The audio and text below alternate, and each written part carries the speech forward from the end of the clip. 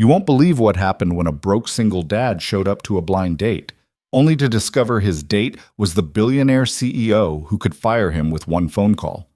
And that awkward disaster? It changed both their lives forever. Stay until the end to see how this impossible romance survived corporate scandals, family secrets, and the one question she still asks him every Friday night. Drop a comment with your city so I can see how far this story travels. Mason Reed's hands wouldn't stop shaking. He gripped the steering wheel of his 7-year-old Honda Civic and stared through the rain-streaked windshield at the glowing entrance of Harlow's Bistro, one of those restaurants where appetizers cost more than his weekly grocery budget. The kind of place where valets wore nicer shoes than he did. The kind of place that made him feel like an imposter just sitting in the parking lot. His phone buzzed against the cup holder. Another text from Derek. "Don't you dare bail on me, man. She's perfect for you. Just go inside." Mason let his head fall back against the headrest and closed his eyes. Perfect. Right. He'd heard that word before. His ex-wife had seemed perfect too, right up until the day she decided motherhood wasn't the adventure she'd signed up for and walked out on him and their 6-month-old son without looking back. That was 6 years ago. 6 years of sippy cups and parent-teacher conferences and falling asleep on the couch during animated movies. 6 years of learning to braid hair from YouTube tutorials and burning dinosaur-shaped chicken nuggets and explaining why mommy wasn't coming back, not ever, no matter how many times his son asked. 6 years of being enough for Charlie, but never quite enough for anyone else. The last blind date Derek had arranged ended with the woman checking her phone every 4 minutes before faking a family emergency. The one before that made it through appetizers before mentioning she wasn't really looking for a guy with baggage. As if Charlie was luggage, Mason should have checked at the door instead of the entire reason his heart still beat. He glanced at the clock on the dashboard. 7:51 p.m. She was probably already inside, whoever she was. Derek had been annoyingly secretive about details, which should have been Mason's first warning sign. All he knew was her name, Vanessa, and that she worked in the same office complex as Derek's girlfriend. Just be yourself, Derek had said, like that had ever worked out well for anyone. Mason reached for his keys, ready to start the engine and disappear into Friday night traffic. He'd text Derek some excuse about Charlie getting sick. Derek would be pissed, but he'd get over it. Everyone always did. His fingers touched the ignition. Then his phone lit up with a photo of Charlie grinning gap-toothed at the camera, giving an enthusiastic thumbs up. The picture was from this morning, when Mason had dropped him off at Derek's place for the overnight stay. Charlie had been so excited about his boys' night with Uncle Derek that he'd packed his own bag, stuffing it with 3 different dinosaur toys and exactly 1 clean sock. "You should go on your date, Dad," Charlie had said with the kind of serious expression that only 6-year-olds could pull off. "Maybe you'll meet someone nice, someone who likes dinosaurs." Mason's chest tightened. He wasn't doing this for himself. He'd convinced himself he was fine alone. But Charlie deserved to see his dad try. Deserved to grow up watching someone take chances instead of hiding in parking lots, paralyzed by the fear of not being good enough. 1 hour, Mason muttered to himself. You can survive 1 hour. He killed the engine, pocketed his keys, and stepped out into the February cold before he could talk himself out of it again. The walk from his car to the restaurant entrance felt like crossing a battlefield. His navy blazer, the one he wore to parent-teacher conferences and funerals, suddenly felt too tight across the shoulders. He'd shaved twice and still managed to nick himself under his jaw. The cut had stopped bleeding an hour ago, but he could still feel it there, a tiny reminder that he had no idea what he was doing. The valet barely glanced at him as he pulled open the heavy glass door. Warm air and soft jazz music washed over him, along with the scent of expensive wine and something that smelled like rosemary. The interior was exactly as intimidating as he'd feared. White tablecloths, crystal glasses catching candlelight, couples leaning close and laughing like they'd never known what it felt like to eat cereal for dinner 3 nights in a row. A hostess appeared at his elbow, all sleek black dress and professional smile.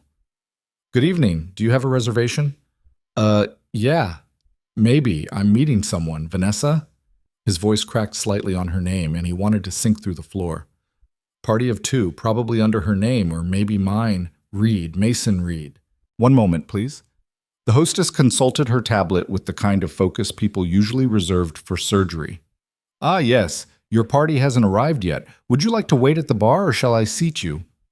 Relief and disappointment crashed into each other in his chest. She wasn't here yet, which meant he could still leave. Could walk right back out that door and, actually, I'll just... The door behind him swung open with enough force to send cold air rushing past his shoulders. "I'm so sorry I'm late!" The voice was breathless, feminine, urgent. Mason turned and forgot how to form words. The woman stumbling through the doorway looked like she'd just survived a natural disaster. Her dark hair had escaped whatever elegant style it had started the evening in and now hung in damp waves around her face. Her coat, expensive-looking even to Mason's untrained eye, was buttoned wrong. One of her high heels had a scuff across the toe. She was breathing hard, her cheeks flushed pink from cold or running or both. She was also, without question, the most beautiful person Mason had ever seen in real life. "My phone died," she continued, speaking to the hostess, but her eyes already scanning the restaurant. "And I got completely turned around because the GPS cut out on Michigan Avenue, and I've been walking in circles for..." Her gaze landed on Mason. Everything stopped. Later, he wouldn't be able to explain what happened in that moment. It wasn't love at first sight, wasn't some romantic movie nonsense about destiny or fate. It was something quieter and infinitely more terrifying. Recognition. Like his nervous system had been waiting his entire life to meet hers, and now that it had, there was no going back to not knowing what her eyes looked like when they went wide with surprise. "Mason?" she said, which was impossible, because he'd never seen this woman before in his life. Yes?" He sounded like an idiot.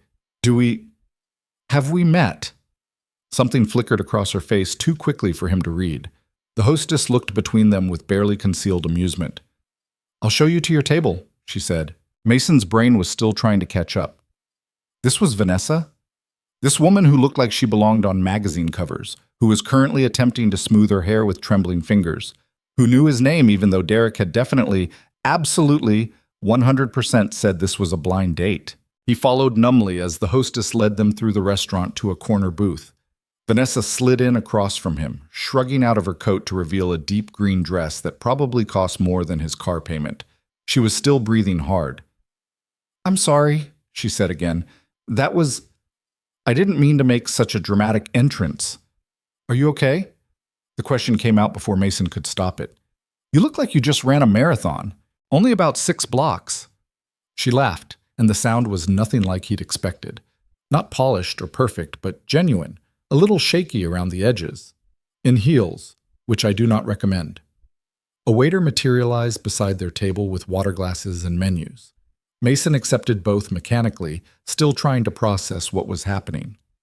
Across from him, Vanessa took a long drink of water, and he watched her hand shake slightly as she set the glass down. She was nervous. Somehow that made everything worse and better at the same time. "So," Mason said, because someone had to say something. "Derek told you about me?" "He mentioned you, yes." Vanessa's fingers fidgeted with the edge of her napkin. "He said you were, well, he said a lot of things, actually. He talks a lot, doesn't he? Your friend Derek." "That's one word for it." "He cares about you, though. That's obvious." Mason nodded slowly, watching her face. "He didn't mention what you do. For work, I mean." "Oh." Another flicker of something across her expression. "I work in tech. Software development, corporate strategy, that kind of thing. It's boring, honestly. What about you?" "Data analysis, financial sector. Also boring." "I doubt that." "You'd lose that bet pretty quickly." He meant it as a joke, but it came out flatter than intended. 6 years of parent-teacher conferences had not improved his small talk skills. "Sorry, I haven't done this in a while." "Done what?" "This. Dinner. Dates." He gestured vaguely at the restaurant around them. "Any of it, really." Vanessa's expression softened. "How long?" 6 years. That's a long time. "Yeah, well," Mason picked up his menu just to have something to do with his hands. "I've been busy. I have a son, Charlie. He's 6. He waited for it.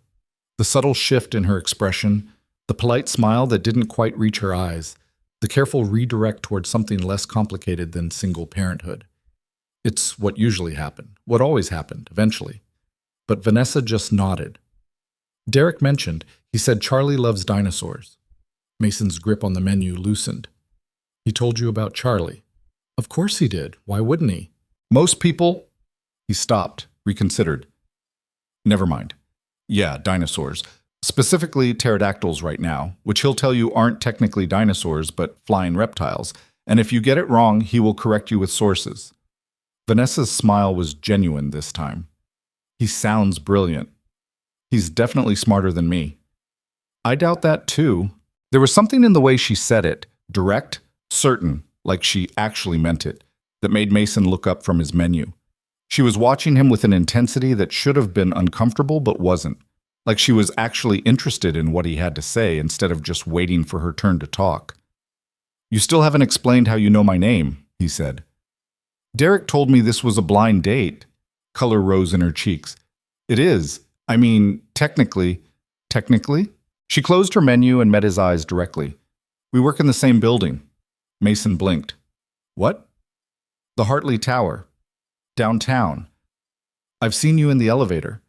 A few times, actually. You usually get on at the 14th floor around 8:30 in the morning with a coffee from that place across the street, the one with the blue awning. You always hold the door for people even when you're clearly running late.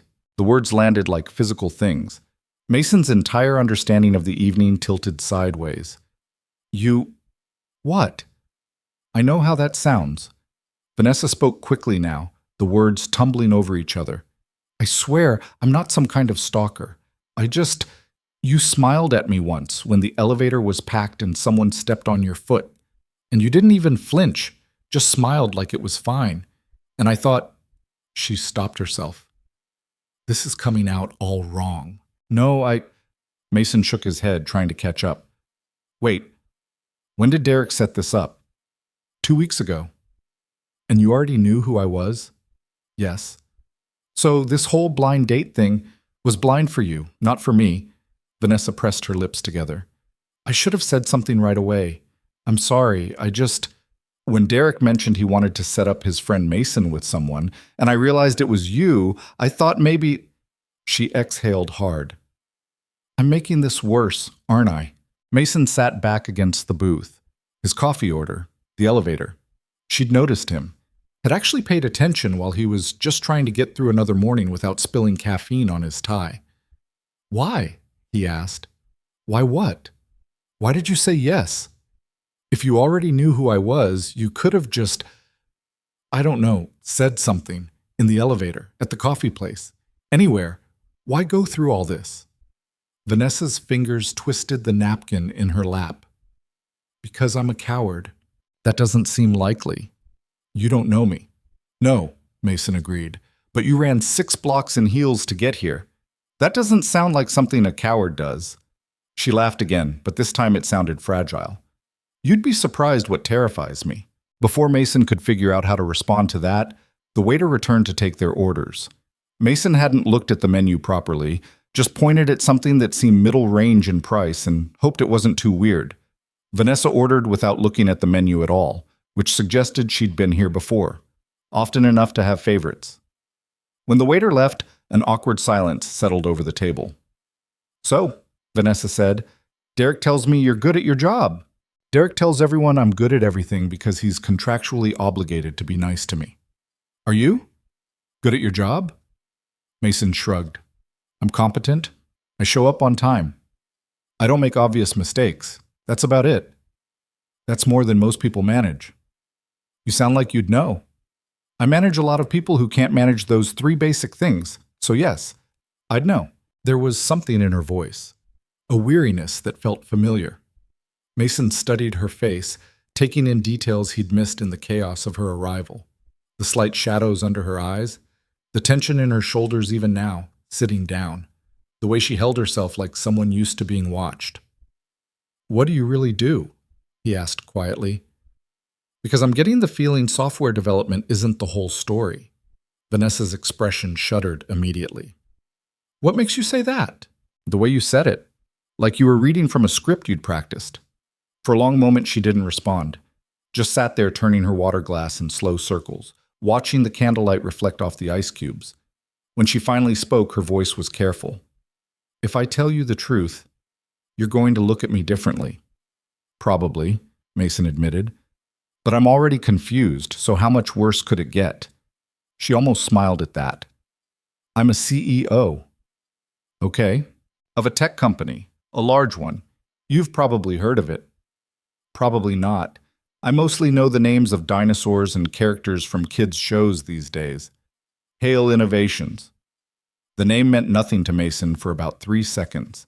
Then his brain caught up with what his ears were hearing, and everything clicked into place with nauseating clarity. Hale Innovations. The company that had made headlines last year for its AI development breakthroughs. The company whose stock price he'd tracked for a client portfolio just last month. The company worth approximately $8 billion. And its CEO was named Vanessa Hale. Oh, Mason said faintly. That's okay. That's worse. I told you. You're a billionaire. Technically, the company is worth billions. My personal net worth is... She stopped. That's not helpful, is it? Mason's mind was racing, trying to reconcile the woman sitting across from him, with her messed up hair and scuffed shoes and nervous hands, with the polished executive he'd seen in business articles. Vanessa Hale, one of the youngest female billionaires in the country, featured in Forbes and Fortune and probably a dozen other publications he'd never read, and she'd been watching him in elevators. I need a minute, he said. Of course. He stood up, mumbled something about the restroom, and somehow made it across the restaurant without walking into anything. The bathroom was blessedly empty. Mason gripped the edge of the sink and stared at his reflection in the mirror. A billionaire. Derek had set him up with an actual billionaire and didn't think that was worth mentioning? His phone buzzed. He pulled it out, already knowing what he'd find. How's it going? Mason typed back with shaking fingers. You set me up with Vanessa Hale. 3 dots appeared immediately. Then, yeah man, she's great, right? She's a billionaire, Derek. So? Are you insane? Dude, she's cool. Just talk to her like a normal person. There is nothing normal about this situation. You still there? Mason looked at himself in the mirror. He could leave. Could walk right back out to that table. Make some excuse about Charlie, or work, or a sudden illness, and disappear into the night. Vanessa would understand. She'd probably expected it, honestly. What was one more disappointed rejection in a life that clearly had no shortage of options? But then he thought about Charlie's gap-toothed smile, about the promise he'd made to himself in the parking lot, about trying, and he thought about the way Vanessa's hands had shaken when she picked up her water glass. Yeah, he typed back. I'm still here. He washed his hands, straightened his collar, and walked back to the table before his courage could desert him. Vanessa looked up when he approached, and for a second he saw real fear in her eyes, like she was bracing herself for him to grab his coat and run. Instead, Mason slid back into the booth. Sorry, he said. That was rude. It was a lot of information. You could have led with it. Would you have stayed? Mason considered lying, then decided against it. Probably not. That's why I didn't tell you. Fair enough. He picked up his water glass just to have something to do. Derek's terrible at this. At what? Setting people up. This is the 3rd time he's tried. The first woman spent the whole dinner talking about her ex. The second one asked if I could get a babysitter more often because kids weren't really her scene. That's awful. It's honest. Mason shrugged. Most people don't want complicated. Can't blame them. Charlie's not complicated. He's your son. Tell that to everyone who's decided he's a deal breaker before even meeting him. Vanessa's expression hardened. Then they're idiots. Or realistic. Don't do that. Do what? Sell yourself short before anyone else gets the chance. She leaned forward slightly. You're a single parent who works full-time and still shows up to blind dates because your friend believes you deserve something good. That's not complicated. That's impressive. Mason didn't know what to say to that. Didn't know what to do with the way she was looking at him, direct and unflinching and nothing like pity. Their appetizers arrived. Some kind of fancy bruschetta that Mason was absolutely certain he'd mispronounce if forced to order it out loud. They ate in silence for a minute, the initial tension easing into something almost comfortable. Can I ask you something? Mason said. Sure. Why did you really agree to this? And don't say because Derek's persuasive. I've known him for 15 years. He's about as persuasive as a golden retriever. Vanessa set down her fork. Do you want the honest answer? Always. Because I'm lonely. The words came out simple, direct, devastating. Because I'm 34 years old and I've built an entire empire, and I go home every night to an empty apartment where the silence is so loud I can't stand it. Because every person I meet either wants something from me or is intimidated by me, and I can't remember the last time someone just... She stopped, shook her head. Sorry, that was too much. No, Mason said quietly. It wasn't. I saw you in that elevator and you smiled at me like I was just another person. Not Vanessa Hale, CEO. Not the youngest woman on some stupid Forbes list. Just me. And I thought maybe if I could meet you somewhere neutral, somewhere you didn't know who I was, maybe we could just talk. Like normal people. Except you ran 6 blocks to make sure you didn't stand me up. I wasn't going to let you think I didn't show up. That would have been cruel. Mason felt something shift in his chest. Some defensive wall he'd been building for 6 years developing its first crack. You know this is insane, right? He said. You could date anyone. Literal movie stars. Other billionaires. People who own islands. I don't want people who own islands. What do you want? Vanessa met his eyes. Honestly, I don't know anymore. But I know what I don't want. I don't want someone who sees dollar signs when they look at me. I don't want someone who thinks my job is more interesting than I am. I don't want to spend another Friday night at another networking event pretending to care about stocks and acquisitions while everyone pretends to care about me. That sounds exhausting. It is. She picked up her fork again, turning it over in her fingers. What about you? What do you want? Right now? I want to not mess up this dinner. You're doing fine. I'm really not. I had a minor panic attack in the bathroom.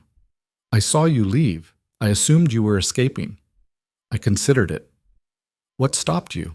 Mason thought about Charlie, about promises, about the woman sitting across from him who ran through freezing streets in broken heels because she didn't want to be cruel.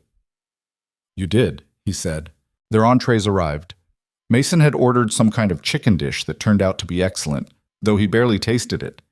He was too busy watching Vanessa talk about her work, not the CEO parts, but the actual work, the coding she missed doing, the projects that excited her, the frustration of managing boards who cared more about quarterly earnings than innovation. She asked about Charlie, and Mason found himself telling stories he usually kept close. About the time Charlie had insisted on wearing his dinosaur costume to the grocery store and corrected the cashier's pterodactyl facts. About the phase where he'd only eat foods that were green because he'd decided he was an herbivore. About the night Charlie had asked if Mommy left because he'd been bad, and Mason had held him and promised that none of this was his fault, would never be his fault. He sounds wonderful, Vanessa said softly. He is. He's everything. Does he know you're here tonight? He helped me pick out my shirt. Mason glanced down at his navy button-up. He said blue was my color. I'm not convinced he's right, but I trusted him anyway. He's right. The words were simple, but the way she said them made Mason's face warm. He focused very hard on his chicken. Can I be honest about something? Vanessa asked. Please. I'm terrified right now. Mason looked up. Of what? That this is going well. That I actually like you. That when this dinner ends, I'm going to want to see you again. And you're going to realize dating me is impossibly complicated and... Vanessa. She stopped. I'm a single dad who drives a 7-year-old Civic and lives in a 2-bedroom apartment. My idea of a fancy dinner is takeout that didn't come through a drive-through window. My son wakes me up at 6 a.m. every Saturday to watch dinosaur documentaries. I have no idea what I'm doing in this restaurant or in this conversation or in general, honestly. He set down his fork. If you're looking for complicated, you found it, but not for the reasons you're worried about. I don't care about any of that. You say that now. I mean it now. They looked at each other across the table. Mason's heart was doing something strange in his chest, beating too fast and too slow at the same time. This is a bad idea, he said. Probably. Your life is nothing like mine. True. The media would have a field day. Definitely. So why are we still sitting here? Vanessa's smile was small and real. Because neither of us wants to leave. She wasn't wrong. They stayed through dessert, some chocolate thing that Mason was pretty sure cost more than his monthly Netflix subscription, and then coffee, and then just talking long after their table should have been cleared. The restaurant began to empty around them. The waiter stopped hovering. The candle on their table burned down to a nub. Finally, reluctantly, they asked for the check. Mason reached for his wallet. Vanessa put her hand over his. "Please don't," she said. "I can pay for dinner." "I know you can, but this place is—" She gestured around them. "It was my choice. Let me." "That doesn't feel right." "Why not?" "Because—" He struggled for words. "Because I asked you here. Sort of. Derek asked you here on my behalf. It's supposed to be my responsibility." "Says who? Society? Convention? I don't know, basic dating rules?" "I don't like those rules." Vanessa pulled out a black credit card that probably had no limit. "New rule. Whoever chooses the restaurant pays. Fair?" It wasn't fair, not even close, but arguing felt like it would insult something Mason couldn't quite name. So he nodded. Outside, the February cold hit them like a wall. Mason's breath fogged in the air. Beside him, Vanessa wrapped her coat tighter, and he noticed for the first time that it wasn't actually that heavy. Fashion over function, probably. "Where are you parked?" he asked. "I took a car service. It dropped me off about 6 blocks from here before my phone died, and I got lost. I'll walk you to— Wait, you don't have your phone." "I'll manage. It's freezing. I've survived worse." Mason didn't think, just acted. "Let me drive you home." Vanessa looked at him. "You don't have to do that." "I know, but I'm going to anyway." "Why?" "Because you ran 6 blocks in heels to get here. Least I can do is make sure you don't have to walk 6 blocks back." For a moment he thought she might argue, then she nodded. His Civic was exactly where he'd left it, looking even more out of place now among the luxury cars surrounding it. Mason unlocked the passenger door. The automatic locks had stopped working 2 years ago, and cleared Charlie's booster seat from the front. A dinosaur coloring book fell onto the floor. He grabbed it quickly, heat rising in his face. "Sorry, usually I'd have cleaned up, but—" "It's fine." Vanessa slid into the seat, apparently unbothered by the Cheerios wedged in the cup holder or the action figure under her feet. "Where to?" She gave him an address in the Gold Coast that made his stomach drop. Of course she lived in the Gold Coast, probably in one of those buildings with doormen and rooftop pools and views that cost more per month than he made in a year. The drive took 15 minutes through late-night Chicago streets. They didn't talk much. Mason focused on driving, hyper-aware of every noise the Civic made. The slight rattle in the engine, the way the heat only worked on the passenger side, the dinosaur stickers Charlie had plastered across the dashboard. When they pulled up outside her building, yes, there was a doorman, Mason put the car in park and turned to face her. "Thank you for tonight," he said. "I should be thanking you." "For what? Panicking in the bathroom?" "For staying." Vanessa's hand was on the door handle, but she wasn't opening it. "For giving me a chance when you didn't have to." "You ran 6 blocks." "You keep saying that." "Because it matters." "Why?" "Because—" Mason stopped, tried to find the right words. "Because most people wouldn't have. Because it means you cared enough to show up even though you didn't have to. Even though you could have just sent a text or an apology or nothing at all." "I told you I was lonely," Vanessa said quietly. "I wasn't exaggerating. Neither was I. About it being a long time. 6 years. Yeah. That's brave." "It's really not." "It is." She turned in her seat to face him fully. "Putting yourself out there after someone hurt you that badly, trying again even when you have every reason not to, that's the definition of brave." Mason's throat felt tight. "I almost didn't come tonight." "I know." "How could you know?" "Because I almost didn't either." Vanessa smiled. "We're both a mess, apparently." "Apparently." They sat there in the warm car while the engine ticked and the doorman pretended not to watch from behind his glass door. Mason knew he should say goodbye, should let her go back to her world while he returned to his. This had been nice, but it couldn't be anything more than nice because their lives didn't fit together, couldn't possibly fit together. "Can I see you again?" The words came out before his brain approved them. Vanessa's eyes widened slightly. "Really? If you want." "When?" "I have Charlie this weekend, but maybe next Friday? Somewhere less—" He gestured at the building looming above them. "Expensive?" "I'd like that." "Yeah?" "Yeah." Mason felt something dangerous bloom in his chest. Hope, maybe, or terror, possibly both. "I'll text you," he said, "once I get your number." "Right," Vanessa laughed and pulled out her dead phone. "That would help." He handed her his phone, watched her type in her contact information with steady fingers. When she handed it back, he saw she'd saved herself as just Vanessa. Not Vanessa Hale, not Vanessa from Hale Innovations, just her name. "Good night, Mason." "Good night." She opened the door, letting in a rush of cold air. Then she paused. "Hey." "Yeah? For what it's worth?" Vanessa met his eyes. Charlie was right. Blue is definitely your color. She closed the door before he could respond, before he could process the warmth spreading through his chest. He watched her walk to the building entrance, exchange words with the doorman, disappear through the glass doors into a world of marble lobbies and private elevators. Mason sat in his Civic for a long moment, staring at her name on his phone screen. Then he drove home through empty streets, past closed storefronts and late-night diners, back to his ordinary apartment in his ordinary neighborhood where his extraordinary son was spending the night with Derek. His phone rang when he was halfway home. Derek's name flashed on the screen. Mason answered. "Hey." "Dude!" Derek sounded way too awake for almost midnight. "How did it go? Tell me everything. Did you like her? Did she like you? Are you seeing her again?" "Derek, Charlie's been asking about it all night. He wants to know if you found someone who likes dinosaurs." Despite everything, Mason smiled. "Tell him I'm working on it." "That's not an answer. It's the only answer you're getting tonight." "Come on, man." "I'll talk to you tomorrow." "You're seeing her again, aren't you? I can hear it in your voice." "Good night, Derek." "I knew it. I'm the best wingman ever. You're welcome." Mason hung up before Derek could say anything else ridiculous. But his friend wasn't wrong about any of it. When he got home, the apartment felt too quiet.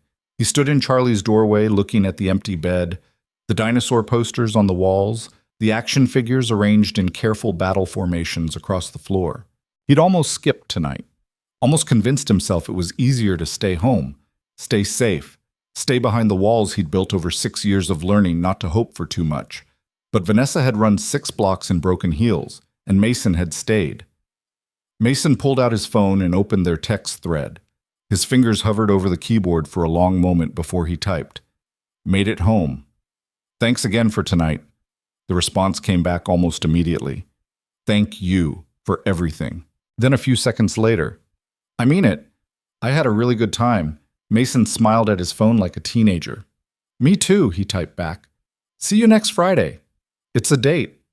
He went to bed that night with his phone on the nightstand, Charlie's dinosaur nightlight casting plastic shadows across the ceiling, and the strange, terrifying feeling that his carefully controlled life had just become beautifully complicated. The second date happened at a diner called Mel's that looked like it hadn't been updated since 1987. Mason had chosen it deliberately, wanting somewhere that felt like his world instead of hers. Somewhere with sticky menus and coffee that came in heavy ceramic mugs and waitresses who called everyone hun without irony. He arrived 15 minutes early, which gave him plenty of time to second-guess everything. The booth he'd chosen was right by the window, which now seemed too visible. What if someone recognized her? What if she took one look at the peeling vinyl seats and cracked linoleum floor and realized what a massive mistake she was making? His phone buzzed. "Running 5 minutes late. Traffic on Lake Shore is insane," Mason typed back. "No problem. Take your time." Then immediately wondered if that sounded too casual, too eager.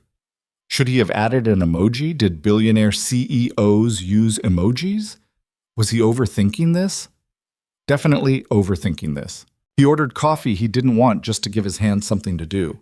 The waitress, her name tag said Donna, filled his mug without asking and left a handful of creamers on the table. Through the window, Mason watched cars crawl past, brake lights reflecting red on wet pavement. It had rained earlier, one of those cold March storms that couldn't decide if it wanted to be snow. A sleek black car pulled up outside.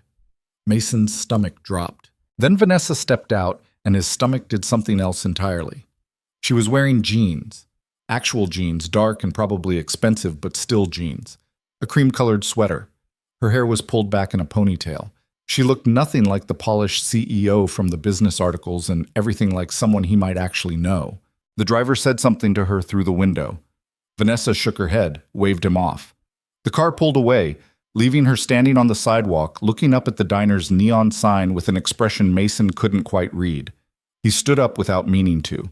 She saw him through the window, and her face broke into a smile that hit him somewhere around his solar plexus. Then she was pushing through the door, bringing cold air and the scent of rain with her. "Hi," she said, slightly breathless. "Hi yourself. This place is perfect." "Really?" Mason glanced around at the faded decor, suddenly seeing it through her eyes. "It's kind of a dump." "It's real." Vanessa slid into the booth across from him, shrugging out of her jacket. "I'm so tired of places that are trying too hard to be impressive." Donna materialized with another mug. "Coffee, sweetheart?" "Please." Vanessa wrapped her hands around the cup when it arrived, like she needed the warmth. "Thank you." "You two need a minute with the menu, or you know what you want." Mason looked at Vanessa. She looked back at him. "I have no idea what's good here," she admitted. "The pancakes are solid," Mason said. "Breakfast all day. Grilled cheese is also a safe bet." "I'll have the pancakes." Vanessa handed back her menu. "And bacon. Extra crispy if possible." "Same," Mason said, because apparently he'd forgotten how to make independent decisions. When Donna left, Vanessa leaned back against the booth and just looked at him. Really looked, like she was trying to figure something out. "What?" Mason asked. "I wasn't sure you'd actually want to see me again." "Why not?" "Because you had a week to think about how insane this is. Dating someone whose net worth you could probably Google." "I didn't Google you." Her eyebrows went up. "Really?" "Really?" Mason paused. "Derek did, though. Sent me about 15 articles I didn't read." "Why didn't you read them?" "Because they're not you. They're what people think about you, which isn't the same thing."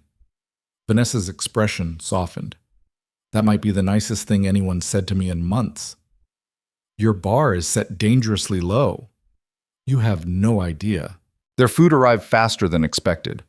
Vanessa cut into her pancakes with the focus of someone who took breakfast very seriously. Mason watched her take the first bite, saw her eyes close briefly. "Okay, these are actually incredible," she said. "Told you." "How did you find this place?" "Charlie and I come here sometimes on Saturday mornings. When he was younger, he'd only eat pancakes shaped like dinosaurs, so Donna, our waitress, started cutting them into shapes for him. He still asks for it sometimes, even though he's probably too old for it now." "That's not something you age out of." Vanessa smiled. "My dad used to cut my sandwiches into triangles because I was convinced they tasted better that way. I was 16 before I admitted squares were fine too. It was the first time she'd mentioned family." Mason filed that away, didn't push. "So," he said, "how was your week?" "Terrible. 3 board meetings, a product launch that almost imploded, and a lawsuit I can't talk about." She stabbed a piece of bacon. "Yours?" "Charlie's school called because he corrected his teacher about the Mesozoic era and wouldn't let it go. I had to have a very serious conversation about being respectful, even when you're technically right. Then he asked if being smart was a bad thing, and I had to backtrack hard." "That's heartbreaking." "Yeah, well, being the smartest kid in class doesn't always make you the most popular." Mason took a drink of coffee. "I'm trying to teach him that facts and kindness can coexist, but it's a work in progress. He's 6. He'll figure it out." "I hope so. I don't want him to—" Mason stopped himself. "What?" "Nothing." "Not nothing." Mason set down his fork. "I don't want him to learn to make himself smaller to make other people comfortable, but I also don't want him to be lonely, and I don't know how to give him both." Vanessa was quiet for a moment. "Can I tell you something?" "Sure. I was that kid. The one who knew too much and talked too much and didn't understand why everyone else didn't care about the things I cared about." She picked at her napkin. "My parents kept moving me up grades because I was bored. By the time I was 14, I was in college classes with 18-year-olds who thought I was annoying. I had exactly 0 friends." "That sounds lonely." "It was. Still is sometimes." She met his eyes. "But I'd rather be lonely and honest than popular and pretending to be someone I'm not. Charlie will figure that out too. You're already teaching him the right things." "How do you know?" "Because he's still correcting his teacher. You haven't broken that part of him yet." The yet hung in the air between them. "I won't," Mason said quietly. "I know. That's why I'm here." They ate in comfortable silence for a while. Mason noticed Vanessa had put her phone face down on the table and hadn't checked it once. That felt significant somehow, though he wasn't sure why. "Can I ask you something?" he said. "Always." "Last week at Harlow's, you said every person you meet either wants something from you or is intimidated by you." "I did say that, yes." "Which one am I?" Vanessa looked up from her pancakes. "Neither. That's the problem." "How is that a problem?" "Because I don't know how to do this." She gestured between them. "Normal. I haven't been normal in so long I've forgotten what it looks like." "You seem pretty normal to me right now." "I'm faking it." "So am I." She laughed at that, genuine and surprised. "Are we both just pretending we know what we're doing?" "Completely." "Okay, good. I feel better." Mason's phone buzzed on the table. He glanced at the screen, Derek sending a gif of someone giving a thumbs up, and silenced it. "You can check that," Vanessa said. "It's just Derek being obnoxious." "Is Charlie with him again?" "No, he's with his friend Ethan's family this weekend. They have a trampoline and a dog, so I'm officially the boring option now." "Does that bother you? That he's having fun without me?" "No, that's what I want for him." Mason pushed his empty plate aside. "But yeah, sometimes it's weird. The apartment gets too quiet." "I know that quiet. Your whole building probably gets that quiet." "My whole life gets that quiet." Vanessa's voice was matter-of-fact, not looking for sympathy. "I have a penthouse with 14 rooms. Most days I use exactly 3 of them. The rest just sit there reminding me that square footage doesn't equal company." "Why not get a smaller place?" "Because Vanessa Hale, CEO, lives in a penthouse. It's expected, part of the image." "Screw the image," she smiled. "Easy for you to say." "Is it, though? I'm a single dad driving a car that makes concerning noises. I live in a building where the elevator breaks twice a month. My life is the opposite of impressive." "But it's yours. You own it. You're not performing for anyone." "Neither should you. That's not how my world works." "Maybe your world is wrong." Vanessa stared at him. "You really believe that?" "I really do." "You barely know me. I know you ran 6 blocks in heels. I know you eat pancakes like they might disappear if you're not careful. I know you remember your dad cutting sandwiches into triangles." Mason leaned forward. "I know the woman sitting across from me right now is more real than whatever version you show boardrooms." "How can you possibly know that?" "Because you're here, in a diner that smells like grease and coffee instead of some 5-star restaurant. Because you asked about Charlie like he actually matters, instead of just being polite. Because—" He stopped, reconsidered. "Because you seem relieved you don't have to pretend right now." Vanessa's eyes were bright. "I am. Relieved, I mean. So stop apologizing for it." "I wasn't apologizing." "You've said sorry 4 times since you sat down." "I have not—" She stopped. "Okay, maybe I have. Old habit. Break it." "Just like that?" "Why not?" "Because some habits don't break easily." Mason thought about 6 years of single parenthood. 6 years of learning to ask for help and failing at it more often than not. 6 years of apologizing for Charlie's existence to people who didn't deserve the apology. "Yeah," he said. "I get that." Donna came by with the check. Mason grabbed it before Vanessa could, which earned him a look. "We agreed whoever picks the place pays," he said. "That was last time. It's my rule now. I'm keeping it." "That's not how rules work." "It is when I'm the one paying." Vanessa opened her mouth to argue, then closed it. "Fine, but next time is on me." "Next time?" "There's going to be a next time, right?" Mason's heart did that stupid fluttering thing again. "Yeah, if you want." "I want." He left cash on the table, enough to cover the meal plus a generous tip because Donna had given them refills without hovering, and they walked out into the damp March evening. The temperature had dropped while they were inside. Vanessa pulled her jacket tighter. "Where'd your driver go?" Mason asked. "I told him I'd call when I needed pickup." "So call."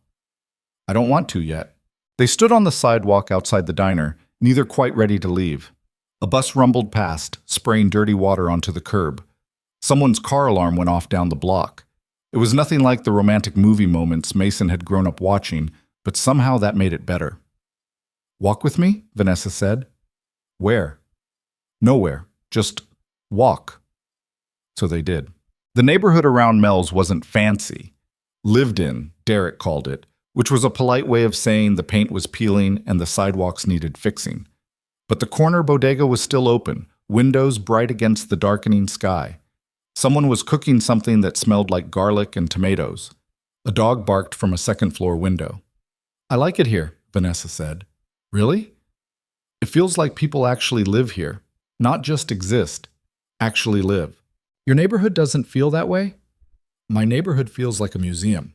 Everything's perfect and preserved and untouchable." She stepped over a crack in the sidewalk. "This feels human."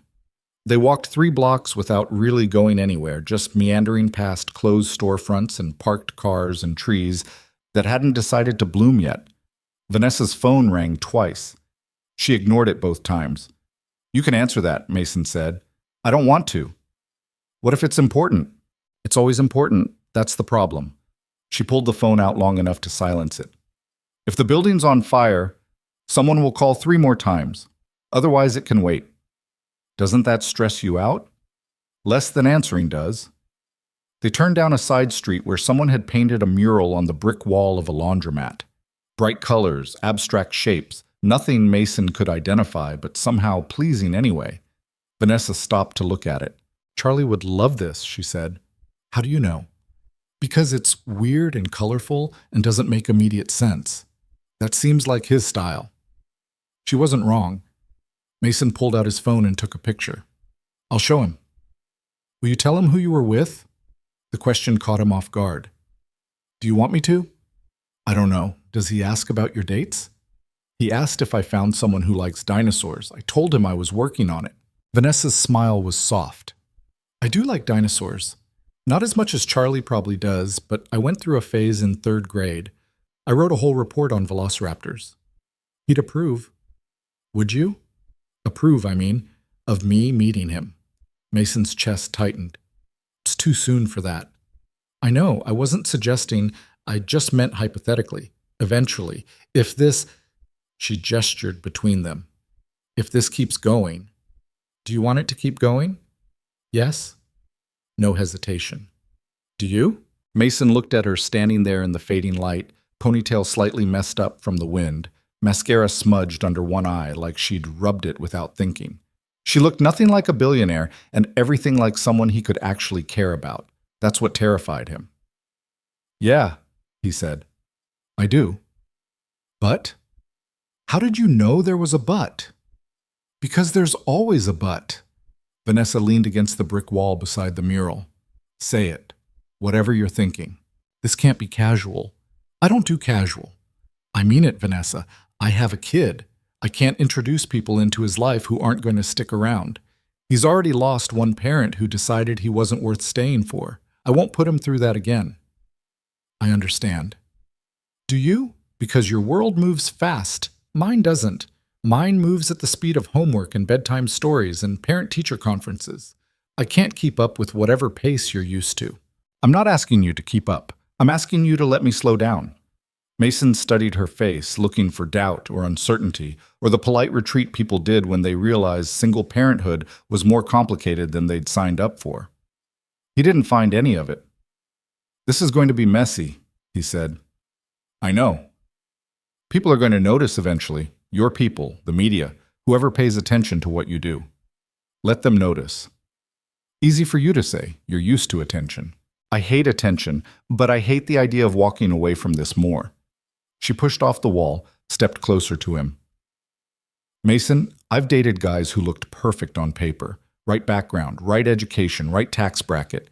Every single one of them was wrong because they didn't actually see me. They saw the company, the money, the headlines. You see me. I'm not giving that up because it might get complicated. It will definitely get complicated." "Good. I'm tired of simple." Mason didn't plan to kiss her. Wasn't the right time, standing on a random sidewalk in front of a laundromat mural while someone's car alarm continued its distant wailing. But Vanessa was looking at him like he mattered more than boardrooms and stock prices and all the other things that usually filled her life. And he'd been alone for so long, he'd forgotten what that felt like. So he kissed her. It wasn't smooth or practiced. His hand went to her cheek and found her hair instead, getting tangled in the ponytail. She made a small sound of surprise against his mouth before her hands found his jacket, pulling him closer. She tasted like coffee and syrup and something else he couldn't name but wanted to memorize. When they broke apart, both breathing harder than the kiss probably warranted, Vanessa laughed. "What?" Mason asked. "Nothing. Just, that was terrible timing. Completely. We're standing in front of a laundromat. I noticed. There's literally a guy watching us from the window." Mason glanced over. Sure enough, an elderly man was folding clothes and pretending not to stare. He waved. The man waved back. "We should probably move," Mason said. "Probably." Neither of them moved. Vanessa's phone rang again. This time she actually looked at it, and her expression shifted into something Mason was learning to recognize as her CEO face. Professional, distant, unreachable. "I have to take this," she said. "It's okay." "It's not, but I have to anyway." She stepped back, already swiping to answer. "This is Vanessa." Mason watched her walk a few feet away, her whole posture changing, shoulders straight, voice clipped. She was talking about product delays and manufacturing timelines and things that reminded him forcefully that her life existed on a completely different scale than his. The call lasted 4 minutes. When she came back, she looked exhausted. "Sorry," she said. "Stop apologizing." "Stop? That's easier said than done." She rubbed her eyes, smearing the mascara worse. "I have to go. There's a situation with one of our overseas suppliers, and if I don't handle it now, it'll spiral into something that costs us millions by Monday." "I understand." "Do you hate me?" "What? No, why would I?" "Because I just kissed you in front of a laundromat, and now I'm bailing to deal with supply chain logistics." Mason caught her hand before she could pull away completely. "Vanessa, it's fine. This is your job. I get it." "Most people don't." "I'm not most people." "No," she said softly. "You're really not." She called her driver. He arrived within 3 minutes, which said something about how much he'd actually left versus just circling nearby. The car was one of those sleek black sedans that probably cost more than Mason's annual salary. Before she got in, Vanessa turned back to him. "Next weekend," she said. "If you're free." "I have Charlie." Something flickered across her face. Disappointment, maybe. But she nodded. "Right, of course." But Mason wasn't sure what he was about to say until the words were already out. "Sunday afternoon, if you want to meet us at the park. Nothing formal, just, we usually go to the one on Ashland. Around 2. Charlie feeds the ducks even though you're not supposed to. You could come if you want." Vanessa's eyes went wide. "Are you sure?" "No, but I'm saying it anyway." "What if he doesn't like me?" "He will." "You can't know that. He likes dinosaurs and people who don't treat him like he's annoying. You qualify on both counts." "Mason, you don't have to decide now. Just think about it. If you show up, you show up. If you don't, I'll understand." The driver cleared his throat politely. Vanessa ignored him. "I'll be there," she said. "Yeah?" "Yeah." She kissed him again, quick and soft, before sliding into the car. Mason watched the taillights disappear around the corner, then stood alone on the sidewalk trying to process what he'd just done. He'd invited Vanessa Hale to meet his son, in a public park, where anyone could see them. His phone rang. Derek, obviously. "Hey," Mason answered. "How'd it go? Was it good? Did you kiss her?" "You kissed her, didn't you?" "How could you possibly?" "Because you sound different. Happy different. When's the next one?" "Sunday." "Sunday? That's 3 days away, man. You're moving fast." Charlie's going to be there. Dead silence on the other end. Then, "What?" "I invited her to the park to meet Charlie." "Holy Mason, that's huge." "I know." "Are you freaking out?" "Completely." "Do you need me to talk you out of it?" Mason thought about Vanessa standing in front of the laundromat mural, telling him she was tired of simple. Thought about the way she'd asked about Charlie like he actually mattered. Thought about 6 years of keeping people at arm's length because none of them had been worth the risk. "No," he said.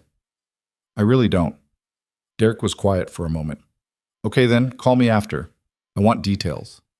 You'll get a summary. I want details.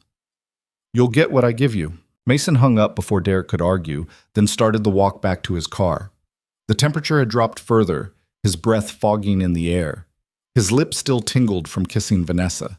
His heart was doing things that felt dangerously close to hope. He drove home through familiar streets, past the corner store where he bought Charlie's juice boxes and the library where they spent rainy Saturday afternoons. His apartment building looked exactly the same as always. A little worn, a little tired, but home in a way nowhere else had ever been. Charlie wouldn't be back until tomorrow afternoon. The apartment would be empty and quiet, and exactly what Mason usually told himself he preferred. He unlocked the door and stepped into the silence. For the first time in 6 years, it didn't feel like enough. His phone buzzed. Made it home. Thank you for tonight, for all of it. Mason smiled at the screen. See you Sunday. Bring bread for the ducks. Charlie takes it seriously. I wouldn't dare show up unprepared. Then, a moment later, I'm nervous. Me too. What if I say the wrong thing? You won't. What if he asks why I'm there? Mason thought about that. I'll tell him the truth, that you're someone I like spending time with, someone I want him to meet. The typing indicator appeared and disappeared 3 times before her response came through. Okay, I can work with that. Vanessa? Yeah? Stop overthinking this, says the man who almost drove away from our first date. She had a point. Fair enough. We'll overthink it together. Deal. Mason set his phone on the counter and looked around his empty apartment. Charlie's drawings covered the refrigerator. Action figures lined the windowsill in some order only a 6-year-old could understand. A stack of library books about the Jurassic period sat on the coffee table waiting to be returned. This was his life. Small and ordinary and completely insufficient for someone like Vanessa Hale. But she'd asked to be part of it anyway. Sunday was going to change everything. Mason could feel it coming like weather, inevitable and potentially destructive. He could still back out. Could text her tomorrow and say he'd made a mistake, moved too fast, wasn't ready. He picked up his phone. Can't wait to see you, he typed. The response was immediate. Same. Mason went to bed that night with his alarm set for Charlie's pickup tomorrow and a growing certainty that he'd just invited a hurricane into his carefully controlled life. The terrifying part was how much he was looking forward to it. Sunday arrived with the kind of perfect spring weather that felt like a personal insult to Mason's nerves. Clear blue sky, temperature in the mid-60s, just enough breeze to keep it from being too warm. The kind of day that belonged in a commercial for family-friendly outdoor activities, not the day he introduced his son to the woman he was falling for. Charlie was vibrating with excess energy from the moment Mason picked him up, talking non-stop about the trampoline at Ethan's house and the dog that had licked his face and the movie they'd watched that had way too much kissing, but the dinosaurs were scientifically accurate mostly. Dad, can we get a dog? Charlie asked for the 14th time that month from the back seat. We've talked about this, buddy. I know, but Ethan's dog is really cool and she knows tricks and she doesn't even bark that much. Our lease says no pets. That's a stupid rule. Charlie. Sorry, that's a rule I disagree with respectfully. Mason hid a smile. Better. They stopped at the apartment long enough for Charlie to change out of his overnight clothes and grab his dinosaur backpack, which he'd packed with the essentials. 3 action figures, a book about the Cretaceous period, and a half-eaten granola bar he'd forgotten about last week. Mason added a water bottle and the bag of bread heels he'd been saving specifically for duck feeding purposes. Why are we going to the park now instead of after lunch? Charlie asked, struggling with his shoelaces. Mason knelt down to help without being asked. Because we're meeting someone there. Who? Mason's hand stilled on the laces. A friend of mine. Her name is Vanessa. Is she nice? Very nice. Does she like dinosaurs? She wrote a whole report about velociraptors when she was in 3rd grade. Charlie's eyes went wide. Really? Really? Okay, she can come. Charlie stood up, laces tied, completely unaware he'd just given Mason permission for something that had been eating him alive for 3 days. Can we go now? Yeah, buddy, we can go now. The park on Ashland was a 10-minute walk from their apartment, a decent-sized stretch of grass and trees that somehow survived in the middle of the city. It had a playground that had seen better days, a pond that was generous to call a pond, and more accurate to call an oversized puddle, and enough ducks to keep Charlie entertained for hours. They arrived at exactly 1:47 p.m., 13 minutes early. Mason had timed it that way deliberately, wanting to be settled and calm before Vanessa showed up. Wanting Charlie distracted enough by ducks that the introduction might feel natural instead of staged. "Can I feed them now?" Charlie was already pulling at the bread bag. "Wait until we get closer to the water, and remember the rules." I know. Small pieces so they don't choke. Don't chase them, don't try to touch them, even though they're really soft looking." Charlie recited it like a mantra he'd memorized. "Can we go now?" They walked to the edge of the pond where half a dozen ducks were doing whatever ducks did when they weren't being fed by 6-year-olds. Charlie tore bread into careful pieces, his tongue sticking out in concentration. He threw the first piece, and a duck immediately paddled over. "Dad, look! That one remembers me. I don't think that's how duck memory works, bud." "You don't know. Maybe it is." Mason checked his phone. 1:53 p.m. 7 minutes until Vanessa was supposed to arrive, assuming she was on time, assuming she actually came, assuming she hadn't woken up this morning and realized what a terrible idea this was. His phone buzzed. "I'm here. By the entrance. Is now okay?" Mason's heart jumped into his throat. "Yeah, we're by the pond." He looked up and saw her. She was standing near the park entrance in jeans and a light blue jacket, her hair down around her shoulders, holding a bag that presumably contained bread for the ducks. She looked terrified. Mason understood the feeling. "Charlie, the friend I mentioned? She's here." Charlie looked up from duck feeding duty. "Where?" "Over there, in the blue jacket." Charlie squinted in Vanessa's direction, then shrugged and went back to throwing bread.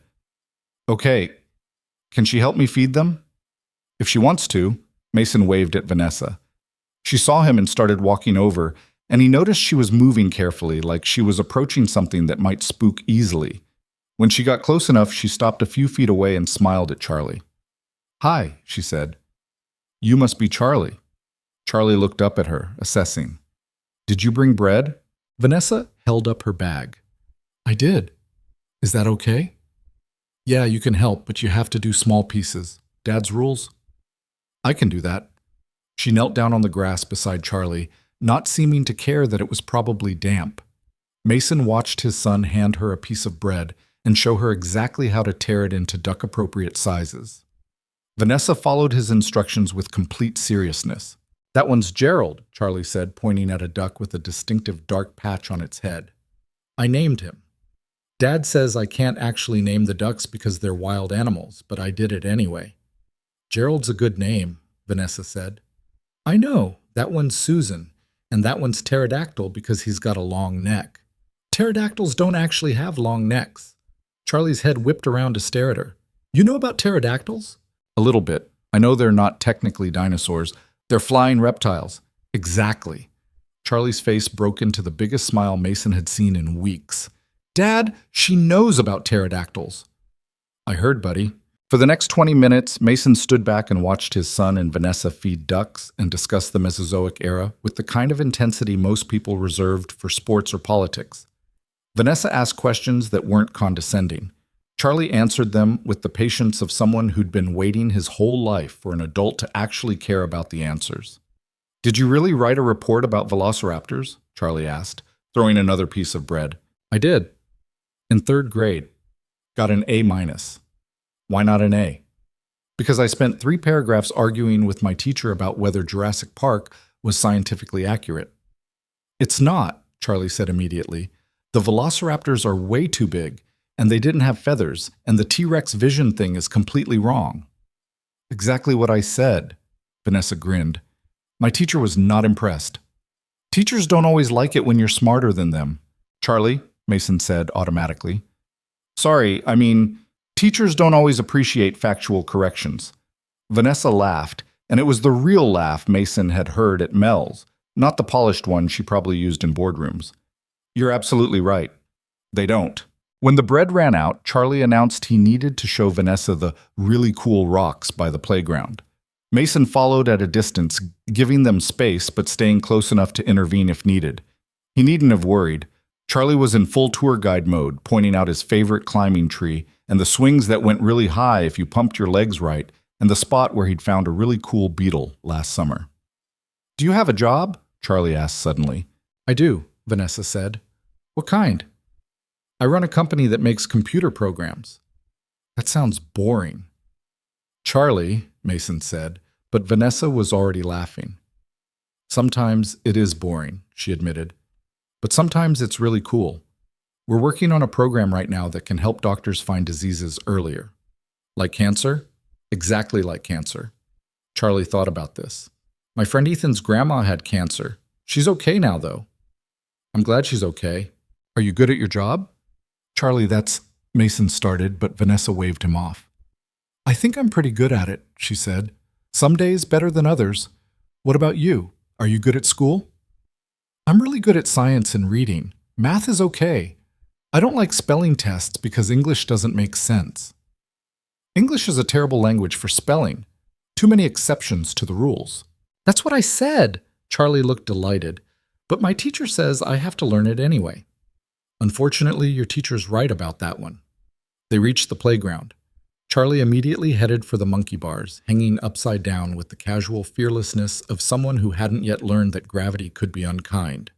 Vanessa watched him with an expression Mason couldn't quite read. "He's amazing," she said quietly. "He's showing off." "He's brilliant. He's 6. "He's both." Vanessa turned to look at Mason. "You're doing an incredible job with him."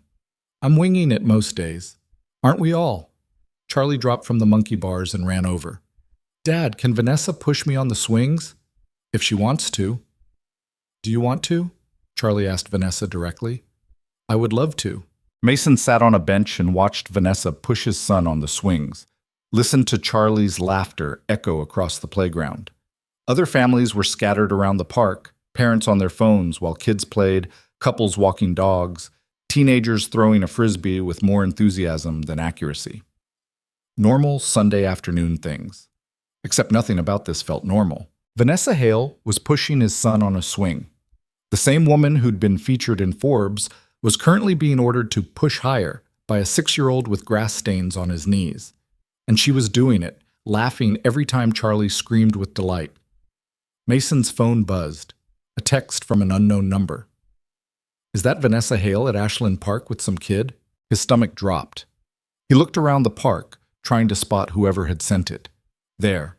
A woman about 30 yards away, phone pointed in their direction. Before Mason could decide what to do, another text came through. "OMG, it is her. This is going straight to Reddit." Mason stood up and walked over to the swings. "Charlie, 5 more minutes, okay?" "Oh, but we just got here." "It's been almost an hour, buddy." Vanessa caught the swing to slow it down, and Mason saw her notice his expression. "What's wrong?" "Someone's taking pictures." Her face went carefully blank. "Where?" "Over by the trees, woman in the gray hoodie." Vanessa didn't look. "How do you know?" "She texted me. I don't know how she got my number." "She probably didn't. Probably texted it to someone who texted someone who knows you." Vanessa's voice was calm, practiced. "It's fine." "It's not fine. Charlie's in those pictures." "I know." She looked at Charlie, who had already jumped off the swing and was investigating something in the grass. "I'm sorry.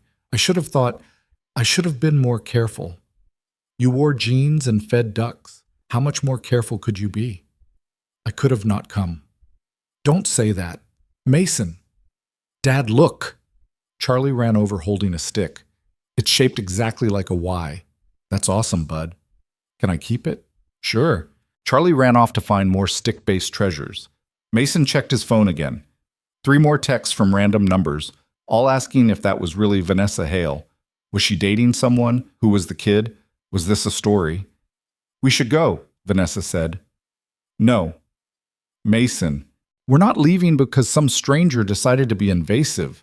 Mason kept his voice low so Charlie wouldn't hear. "You wanted normal. This is normal. People bring their kids to parks on Sundays. We're not doing anything wrong.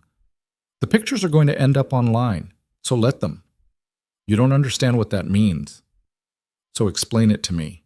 Vanessa glanced at Charlie, making sure he was out of earshot. "It means by tomorrow morning, There will be articles speculating about who you are, where you work, whether you have money, what you want from me. They'll find your social media, your address, probably your tax returns if they look hard enough. And Charlie, her voice cracked slightly. They'll talk about Charlie, about his mother, about whether I'm trying to play house with someone else's family. Mason felt cold despite the sunshine. That's insane. That's my life. Then your life is broken. I know. That's why She stopped, looked away. That's why this was a bad idea. Meeting Charlie? All of it. You. This. I should have known better.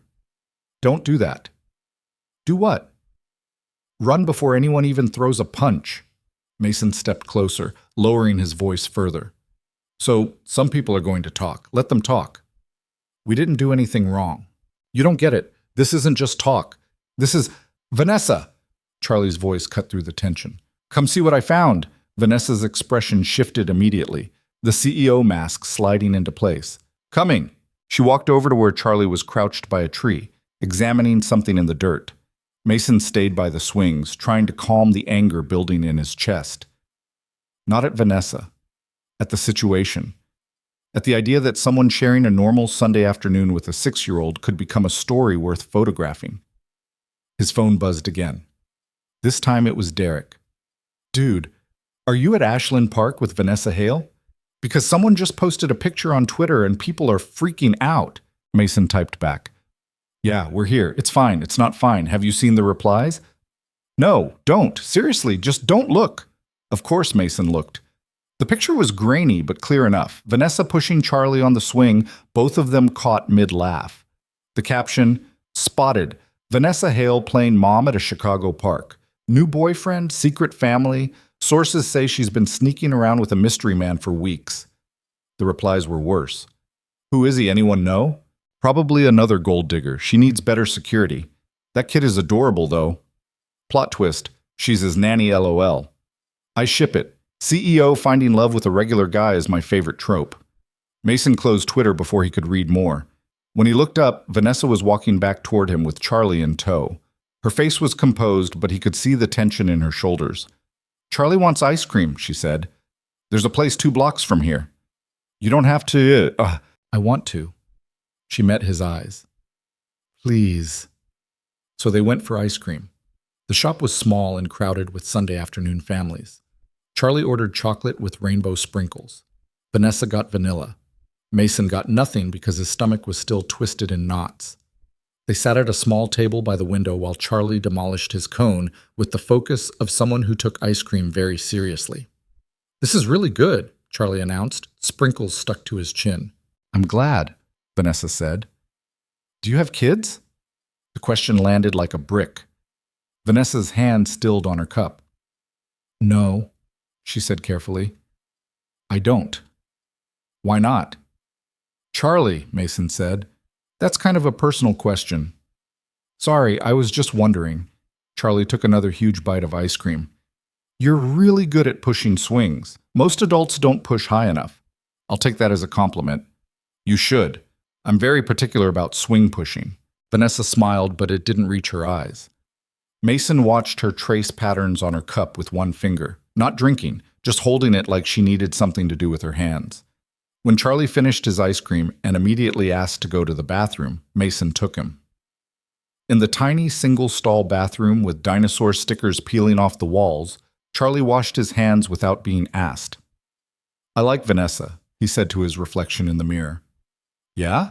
Yeah, she's nice, and she knows a lot about dinosaurs. She does. Is she your girlfriend? Mason's hand stilled on the paper towel dispenser. Would that be okay with you? Charlie thought about it with the seriousness of someone being asked to make an important decision. Does she make you happy? Yeah, buddy, she does. Then it's okay. Charlie dried his hands and tossed the paper towel toward the trash can, missing by a mile. Can we go back now? I want to ask her about the feathers. What feathers? On velociraptors.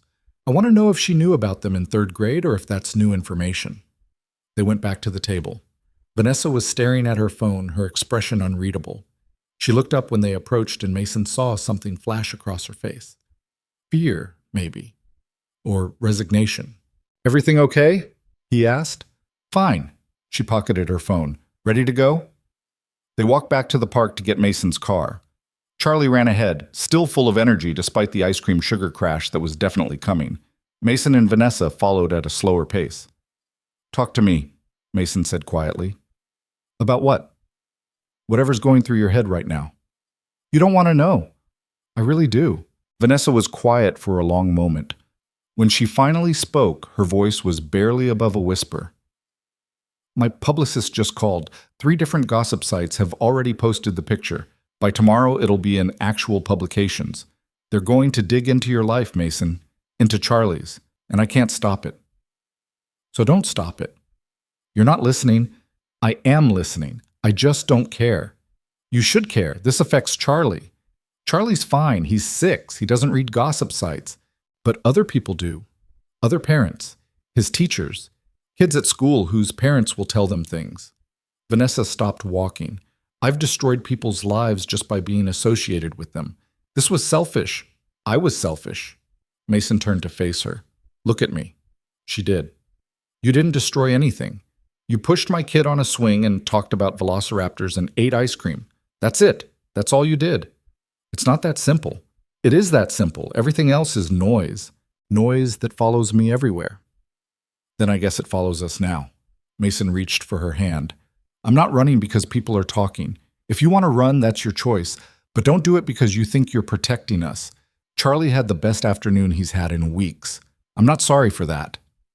Vanessa's eyes were bright with tears she was clearly trying not to shed. You're going to regret this. Maybe, but I'm not regretting it today. Charlie came running back. Dad, we forgot to see if Gerald was still there. Buddy, we need to head home. But how about next Sunday? Vanessa said suddenly. Both Mason and Charlie turned to stare at her. We could come back, same time. Feed the ducks again, if you want. Charlie looked at Mason. Can we? Mason looked at Vanessa. She was offering this despite everything she just said about being selfish and destroying lives, offering to come back and do it again. Yeah, Mason said. We can do that. Yes! Charlie pumped his fist. Vanessa, did you know that some ducks can actually fly upside down? I did not know that. Well, they can. Probably. I read it somewhere. They walked back to the car together, Charlie chattering about duck aerodynamics and Vanessa asking follow-up questions that were just detailed enough to keep him going. Mason unlocked the Civic and started loading Charlie into his booster seat. Can Vanessa come over for dinner? Charlie asked. Charlie, please, we're having spaghetti and you always make too much anyway. Mason looked at Vanessa over the roof of the car.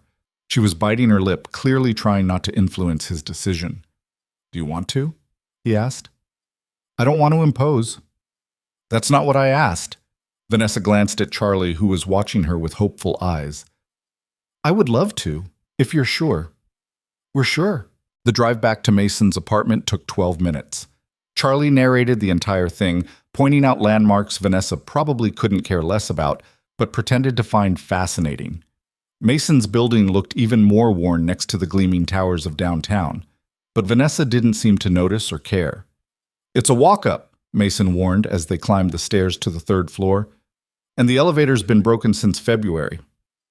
Good exercise, Vanessa said. Mason unlocked the door to his apartment and immediately saw it through her eyes.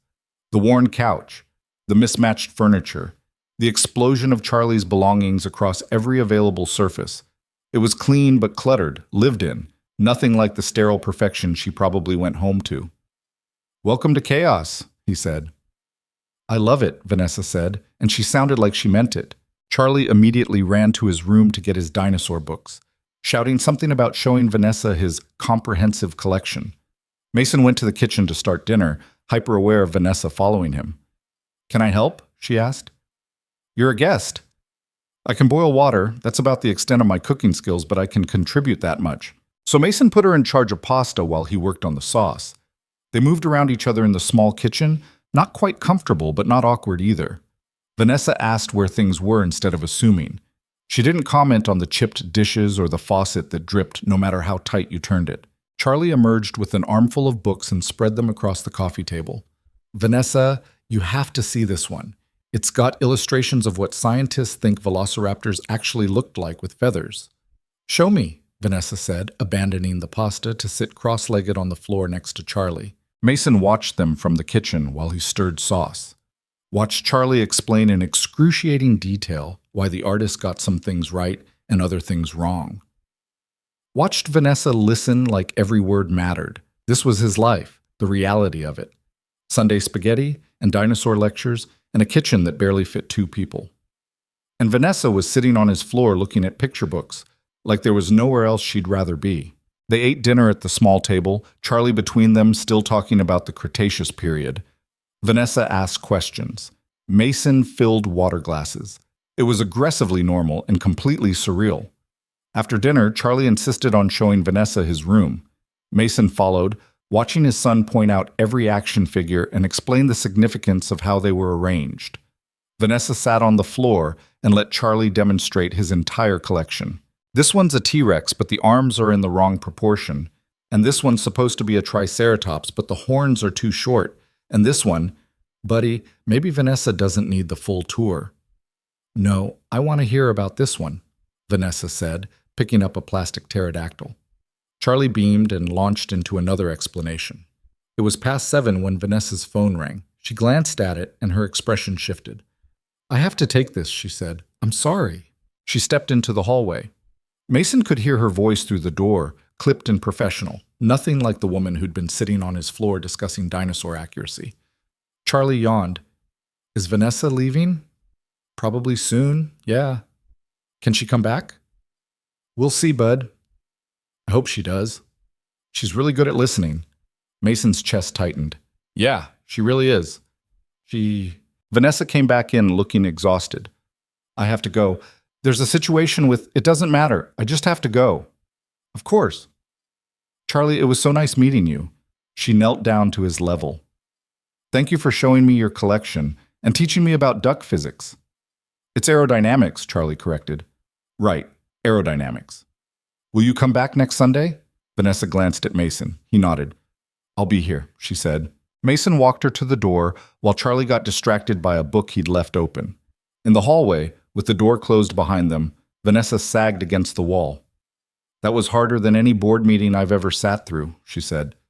You were perfect. I was terrified. Charlie loved you. How do you know? Because he asked when you're coming back before you even left. Vanessa's smile was tired but real. He's incredible, Mason. You know that, right? He's absolutely incredible. I know. I meant what I said. I'll be here next Sunday. Even with the pictures, the articles? Especially because of them. She pushed off the wall. I'm tired of hiding, tired of pretending my life is full when it's mostly just empty rooms and people who want things from me. Today was... She stopped. Today was the most real thing I've done in years. Mason kissed her then, in the dim hallway that smelled like someone's cooking an old carpet. It was quick and soft, and tasted like goodbye and see you soon at the same time. Text me when you get home, he said. I will. He watched her walk down the stairs, listened to her footsteps echo in the stairwell. Then he went back inside to find Charlie already in his pajamas, teeth brushed without being asked. I like her, Dad, Charlie said, climbing into bed. Me too, buddy. Is she going to be around a lot? Mason thought about pictures on Twitter and articles that would dissect their lives by morning. Thought about Vanessa sitting on his floor listening to dinosaur facts. Thought about the terrifying, exhilarating feeling of letting someone in after 6 years of keeping everyone out. I think so, he said. Is that okay? Yeah, that's okay. Charlie yawned again.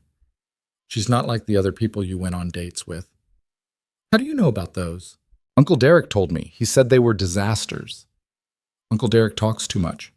He does. But he's right. Vanessa's different. She actually cares. Mason tucked the blanket around Charlie's shoulders. How can you tell? Because she looked at you the same way you look at me. Like you're important. Out of the mouths of 6-year-olds. Mason kissed Charlie's forehead and turned out the light. His phone buzzed the moment he closed the bedroom door. Made it home. Today was perfect. Thank you. Thank Charlie. He did all the heavy lifting. I'm serious, Mason. I haven't felt that normal in years. Good. You deserve normal. So do you. Mason set his phone down and looked around his quiet apartment. Dishes still in the sink, Charlie's books spread across the coffee table, dinosaur drawings covering the refrigerator, his small, ordinary, perfectly imperfect life. And now Vanessa was part of it. His phone buzzed again, but this time it wasn't Vanessa. It was a screenshot from Derek. The article headline read, "Vanessa Hale's secret family, billionaire CEO, spotted at park with mystery man and child." Below it, the grainy photo of Vanessa pushing Charlie on the swing.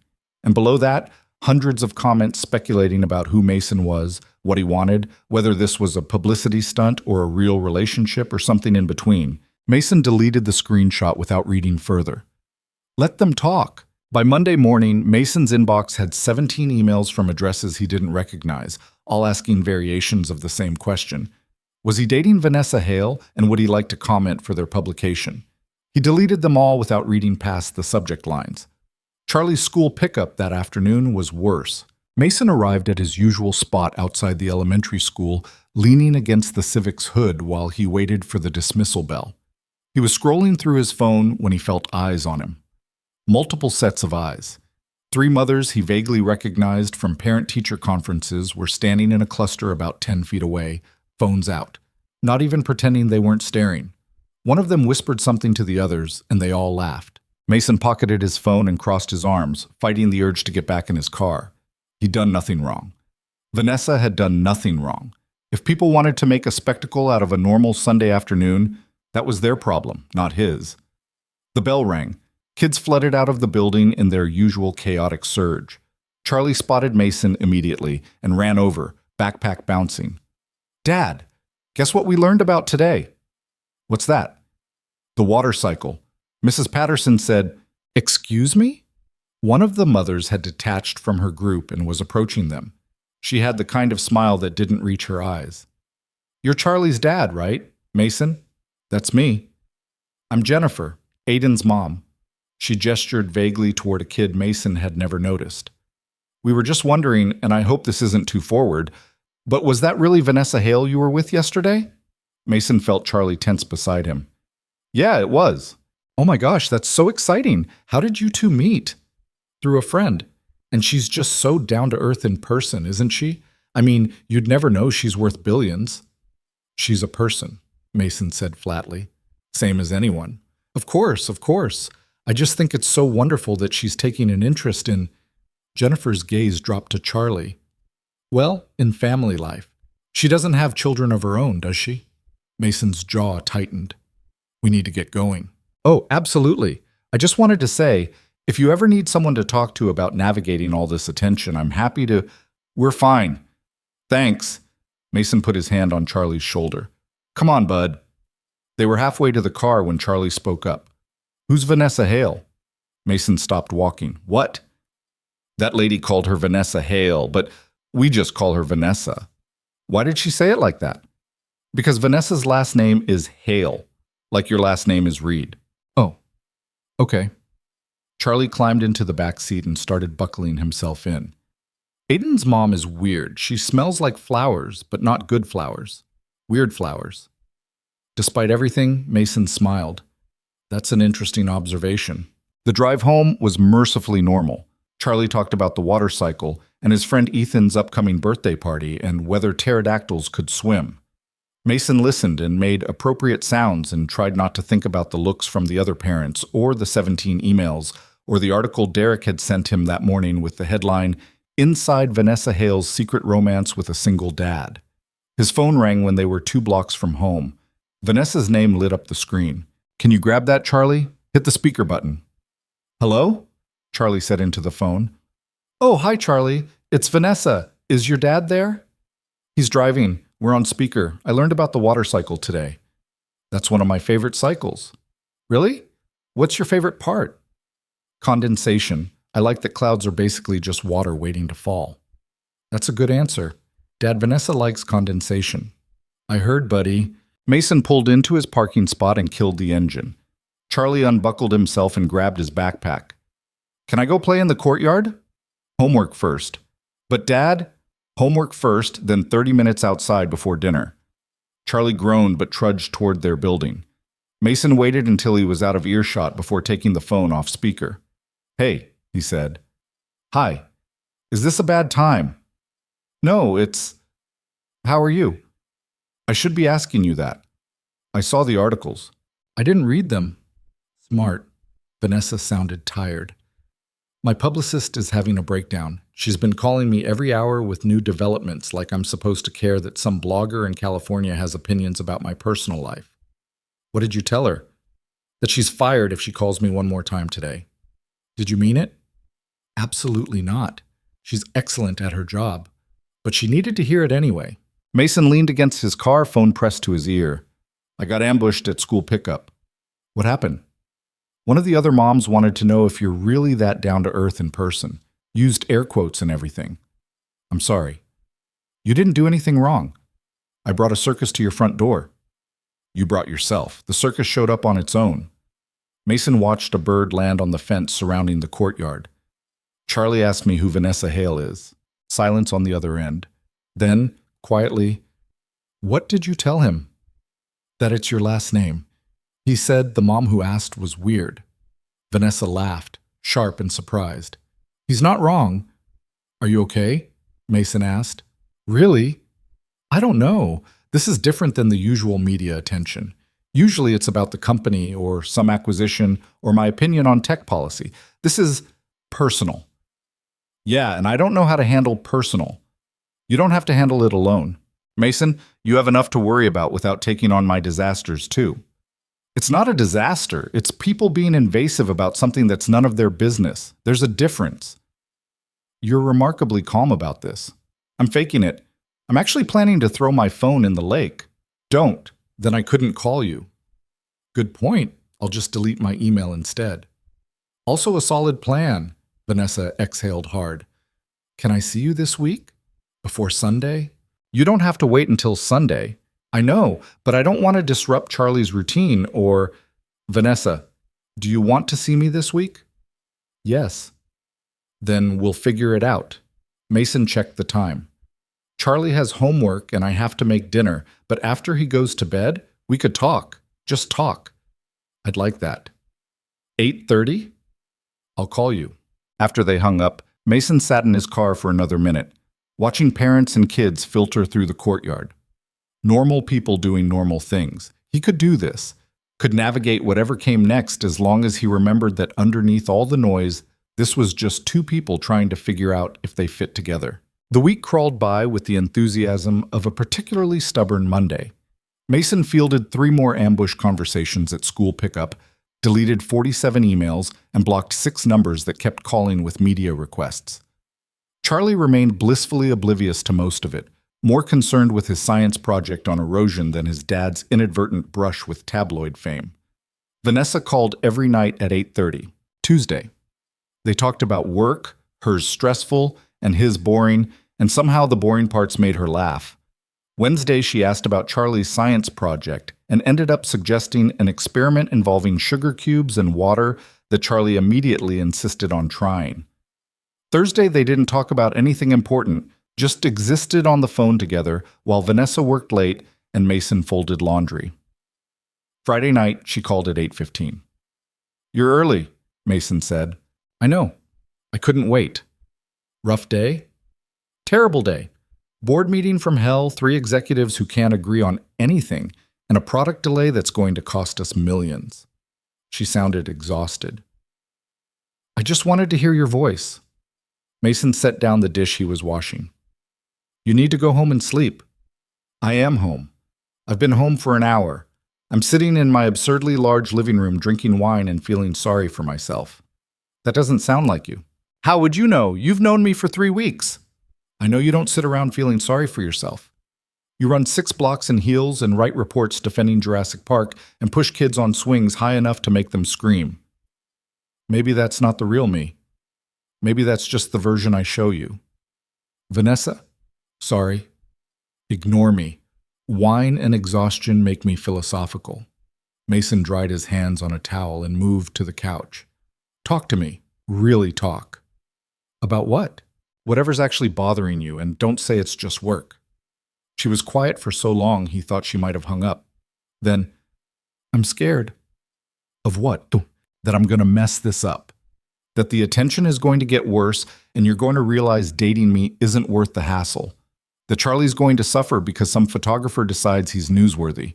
That I'm fundamentally incapable of having normal things because my life stopped being normal when I was 26 and built a company that accidentally became worth billions. That's a lot of fear for one person. I contain multitudes. Vanessa, look at me. Mason stopped. Okay, that doesn't work over the phone. Listen to me. Are you listening? Yes? I'm not going anywhere, not because of articles or emails or weird parents at school pickup. The only way this ends is if you decide you don't want it anymore, not because of external pressure, just if you actually don't want this. That's the only acceptable reason. What if I mess it up anyway? Then we'll both mess it up together. I'm not exactly an expert at relationships. My last one ended with my wife walking out because motherhood was limiting her potential. She's an idiot. She's definitely something. Mason stared at the ceiling. My point is, we're both going into this with damage, both scared, both completely unsure what we're doing, but I'd rather be scared with you than safe alone. That's either really romantic or really codependent. Can it be both? Vanessa laughed, and it sounded lighter than before. When can I see you? Sunday? Park? Ducks? Same as last week. What about before Sunday? You want to brave Charlie's erosion experiment tomorrow? I'm pretty sure our kitchen is going to end up flooded.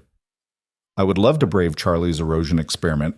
So Saturday afternoon found Vanessa back in Mason's apartment, this time armed with a bag of supplies she'd picked up from a craft store. Charlie's eyes lit up when he saw the additional materials. You got modeling clay and extra food coloring. Dad, she got the good stuff. I see that. Mason looked at Vanessa. You didn't have to do all this. I wanted to. Besides, if we're testing erosion properly, we need options. They spent 3 hours building miniature landscapes in Mason's kitchen, testing how water moved through different materials, documenting everything with the seriousness of actual scientists. Vanessa took notes. Charlie narrated his observations. Mason mostly tried to keep the water contained to the designated experiment area and failed spectacularly. Dad, it's supposed to overflow, Charlie said, watching water cascade over the edge of their clay mountain. That's how rivers form. Rivers don't usually form on my kitchen floor. They do in our experiment. Vanessa was laughing, actually laughing, crouched on the floor with her expensive jeans soaked through and her hair falling out of its ponytail. She looked nothing like a billionaire CEO and everything like someone who belonged there. This is the best science project ever, Charlie declared.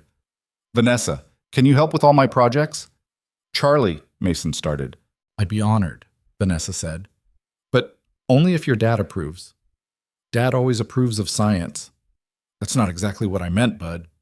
They cleaned up the experiment, which took twice as long as the actual experimentation, and ordered pizza because Mason's kitchen was too wet to cook in.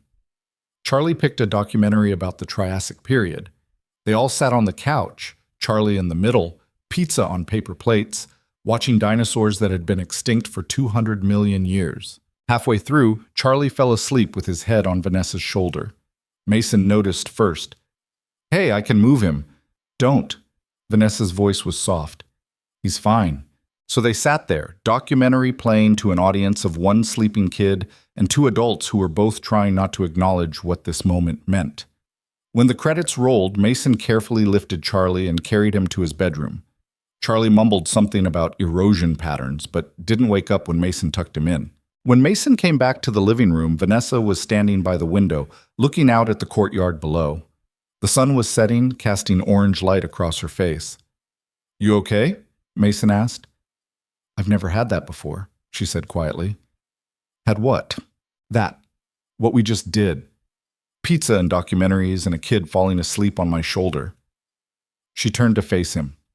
My childhood was private schools and tutors and parents who loved me but didn't know what to do with a daughter who was smarter than her teachers by age 8. I skipped so many grades I never had friends my own age. By the time I was in college, I was building the company.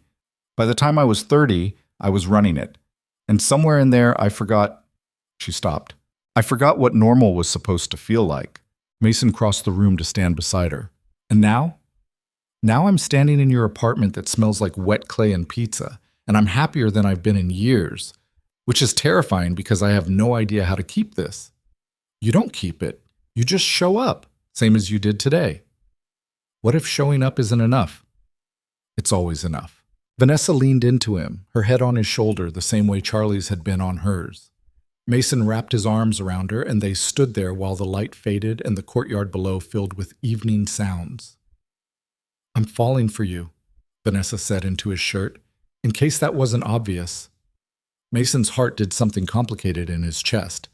It was obvious, but hearing it is nice. "Are you falling for me?" "Yeah, I really am. Even with all the chaos?" Especially with the chaos. She pulled back to look at him. "You're either the bravest person I've ever met or the most naive." "Probably both." "I can work with that." She kissed him there in the fading light, and it felt different than the previous kisses, less tentative, more certain, like they were both finally admitting this was real and scary and worth it all at once. When they broke apart, Vanessa's phone was ringing. She ignored it. "You can answer that," Mason said. "I don't want to." "It might be important." "It's always important. That's the problem." But she checked it anyway, and her expression shifted. "It's my head of security. I should—" "Take it." She stepped into the hallway. Mason could hear her voice through the door, sharp and professional. When she came back in, she looked furious. "What happened?" "Someone leaked my building's address to a gossip site. There are photographers camped outside my place." "Can security clear them?" "They're on public property. Legal says we can't do anything unless they actually trespass." Vanessa ran her hands through her hair. "I can't go home." "So don't." "Mason, stay here. Charlie's already asleep. You can take my bed, I'll take the couch." "I can't impose like that." "You're not imposing. You're avoiding photographers who are harassing you. There's a difference." "What will Charlie think if he wakes up and I'm here?" "He'll probably ask if you want pancakes." Despite everything, Vanessa smiled. "You're serious?" "Completely, unless you'd rather deal with cameras and invasive questions about your personal life." "When you put it that way." So Vanessa stayed. Mason gave her an old t-shirt and sweatpants to sleep in, tried not to think about how domestic that felt. He made up the couch for himself while Vanessa borrowed his bathroom to wash her face with whatever products she could improvise from his limited selection. "Your moisturizer situation is tragic," she called through the door. "I use whatever's on sale." "I'm buying you proper skincare." "You're not buying me anything." Too late. Already making a mental list. She emerged looking younger without makeup, her hair damp from washing her face. The t-shirt was too big and the sweatpants were too long, and Mason had to actively stop himself from staring. "This is weird, right?" Vanessa said. "This is objectively a weird situation." "Completely weird. But also kind of nice?" "Also that." She sat on the edge of the couch beside him. "Thank you. For this. For not making me face the cameras alone." "You shouldn't have to face them at all. Welcome to my life." "Your life needs better boundaries." "Working on it." She yawned. "I should let you sleep." "You should sleep. My room is down the hall. Clean sheets, mostly comfortable mattress, climate control that works about 60% of the time." Sold. But she didn't move. Just sat there on the couch looking at him like she was trying to memorize his face. "What?" Mason asked. "Nothing. Just, this is nice, being here, being normal." "We're hiding you from paparazzi. That's not exactly normal." "It is for me." She kissed him goodnight, soft and quick, then disappeared down the hallway to his bedroom. Mason lay on the couch staring at the ceiling, listening to the sounds of his apartment settling around him. Vanessa Hale was sleeping in his bed, in his t-shirt, because photographers were camped outside her building and somehow his place had become the safer option. His phone buzzed. Derek, naturally. "Dude, Twitter is saying Vanessa never went home last night. Please tell me she's not at your place because the internet will lose it." Mason typed back. "She's here. Photographer situation at her building. You let her stay over?" "On the couch." "Where are you sleeping?" "Also the couch." "That's the same couch, man. Different nights, Derek. Use your brain. This is huge. This is relationship milestone huge. It's basic human decency. She needed a place to stay. Keep telling yourself that." Mason put his phone on silent and tried to sleep. It took a while. He woke up to the smell of coffee and the sound of Charlie's laughter. Sunlight was streaming through the windows at an angle that suggested it was later than he usually slept. Mason sat up, disoriented, and found Vanessa and Charlie in the kitchen making pancakes. "Dad, Vanessa knows how to make them shaped like dinosaurs." "Does she?" Mason's voice was rough with sleep. "I Googled it," Vanessa said, not looking up from the griddle. "Turns out it's mostly about batter control and confidence." "She's really good at it," Charlie said seriously. "Look, this one's a stegosaurus." Mason looked. It was definitely dinosaur-shaped, though which specific dinosaur was up for interpretation. "That's impressive." "We made you coffee," Vanessa said. "It's probably cold now. You slept late." "What time is it?" "Almost 9. "Charlie, why didn't you wake me?" "Vanessa said you looked tired and needed sleep. Also, we were having fun making dinosaur pancakes and didn't want to stop."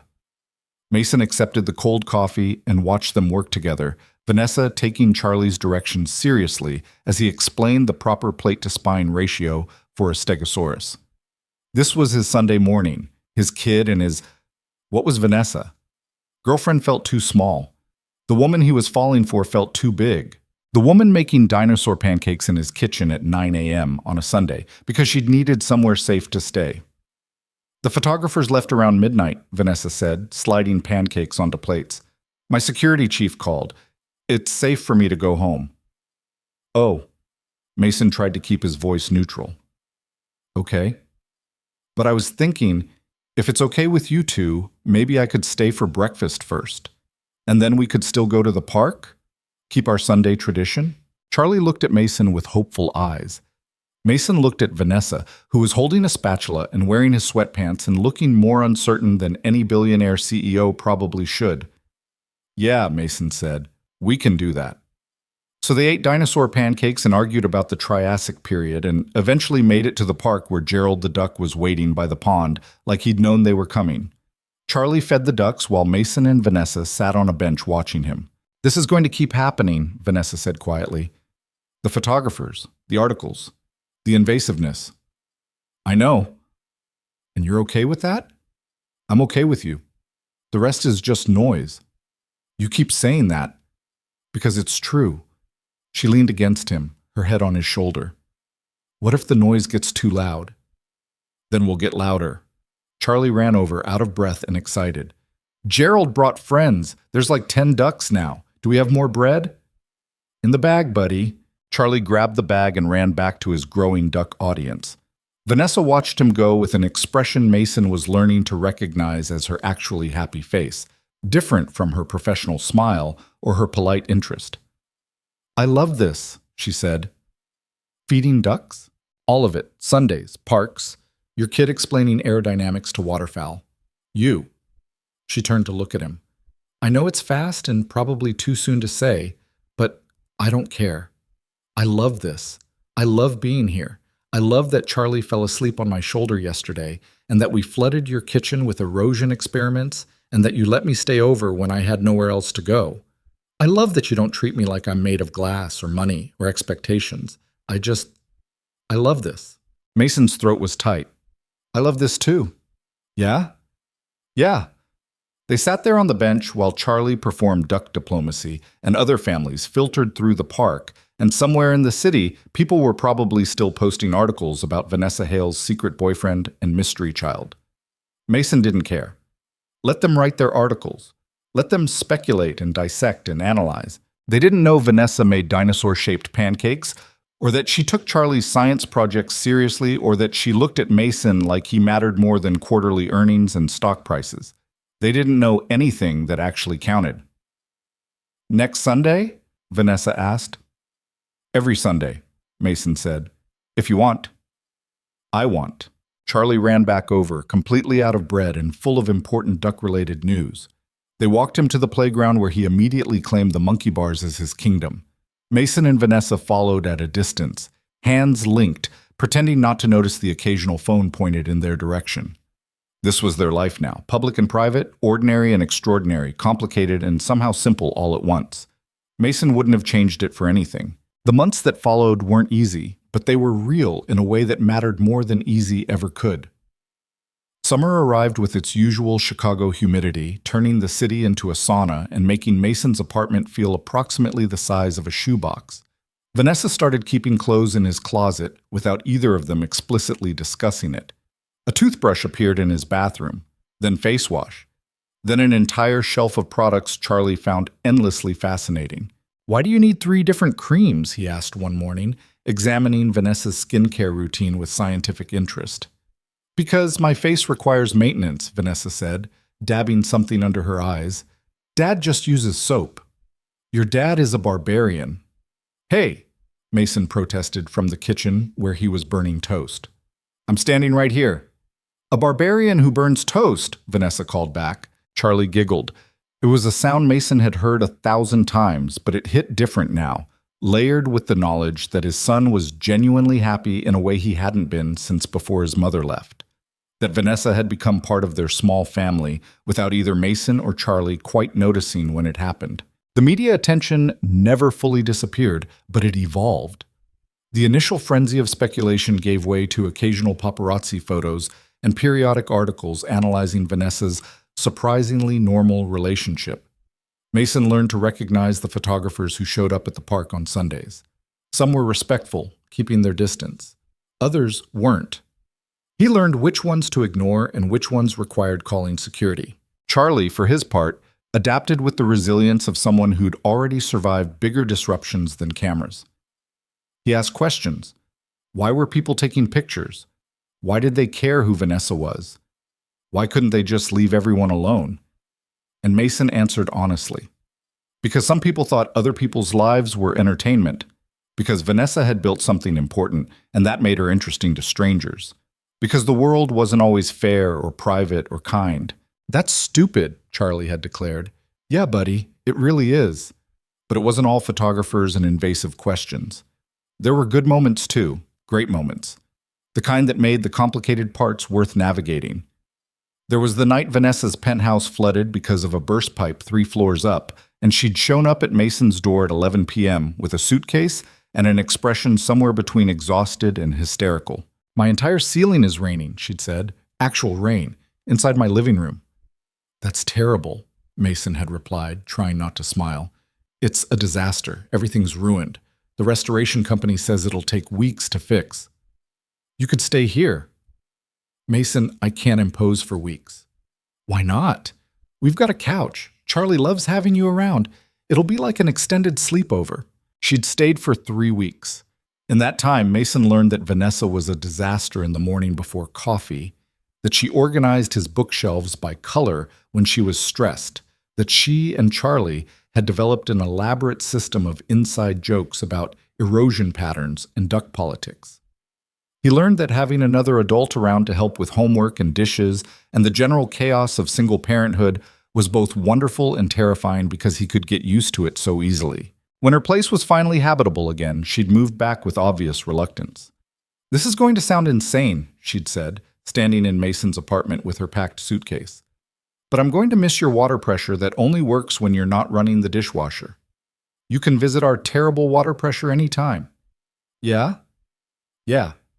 She'd kissed him like he'd offered her something more valuable than a 14-room penthouse with a working ceiling. Maybe he had. There was the July afternoon when Charlie's school called to say he'd gotten into a fight defending another kid from bullies. Mason had left work early, expecting the worst, and found Charlie in the principal's office with a split lip and absolutely zero remorse. He was making fun of Tommy for having 2 dads, Charlie had explained. "I told him that was bigoted. He didn't know what bigoted meant, so I explained it. Then he pushed Tommy, so I pushed him back." The principal had looked at Mason with the expression of someone who'd heard every excuse and believed none of them. But then Vanessa had arrived. Mason had called her without thinking, the same way he'd called Derek or any family member, and she'd walked into that office in a business suit worth more than the school's annual budget and calmly explained the legal definition of discrimination and the school's obligation to protect all students and the consequences of not taking bullying seriously. Charlie hadn't been suspended. The other kid had. On the drive home, Charlie had been quiet until, "Vanessa, are you my family now?" Mason's hands had tightened on the steering wheel. They'd never discussed labels, never defined what Vanessa was to Charlie beyond dad's girlfriend and friend who knows about dinosaurs. Vanessa had turned in her seat to look at Charlie directly. Do you want me to be? Yeah, I think so, if that's okay. That's very okay with me. Cool. Charlie had gone back to playing his handheld game like he hadn't just rearranged their entire family structure with 6 words. Mason had caught Vanessa's eye. She'd been crying silently, tears streaming down her face while she smiled.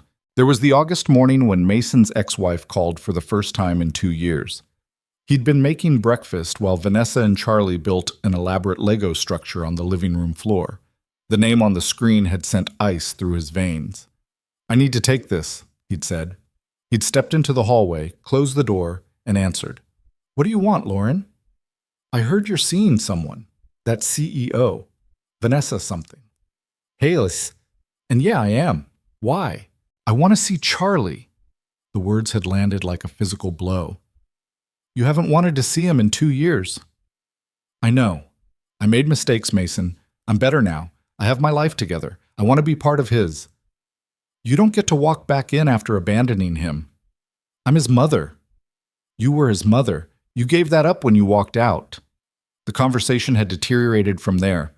Lauren wanted visitation. Mason refused. She threatened lawyers. He'd hung up shaking. When he went back inside, Vanessa took one look at his face and sent Charlie to his room to find a specific Lego piece that definitely didn't exist.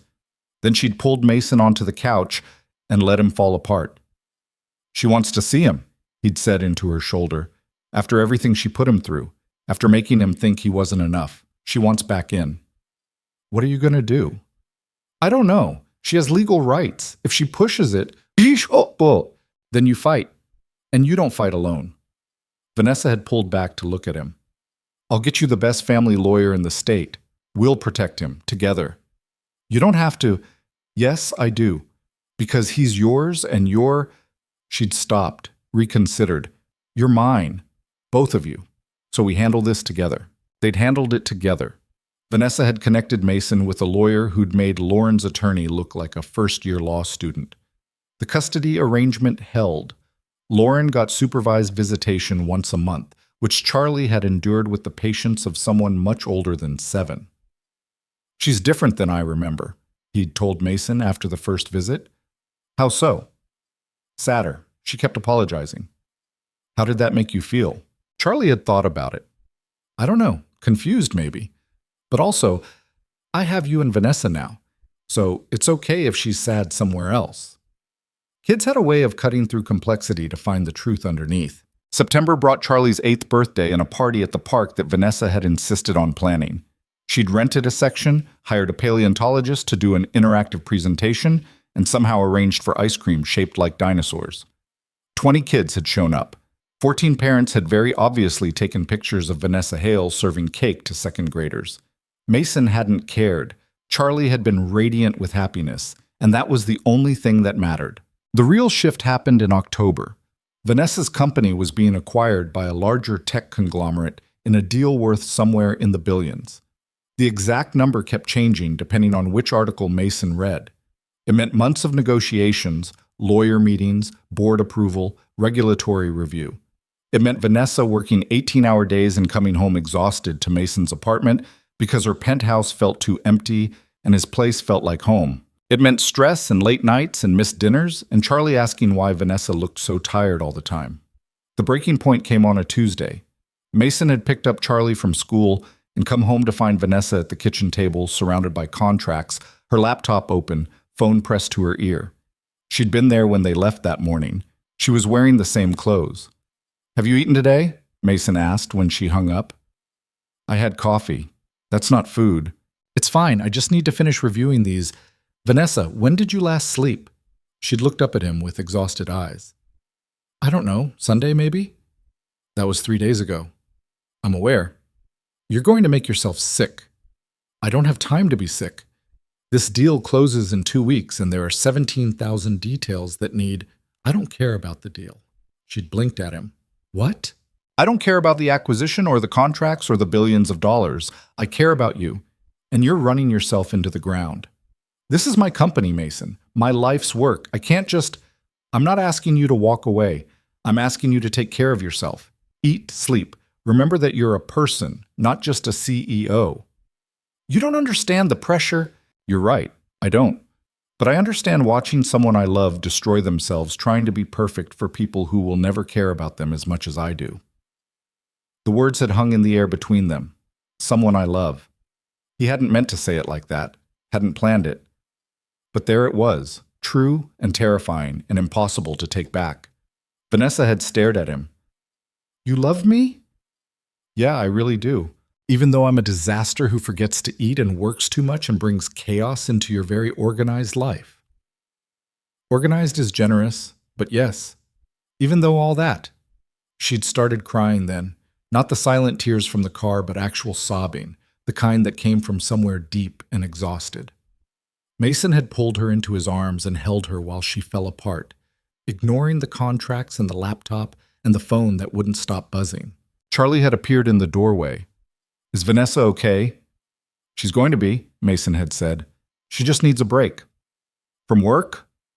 From everything. Charlie had walked over and very seriously taken Vanessa's hand. You should rest. Dad says rest is important for brain function.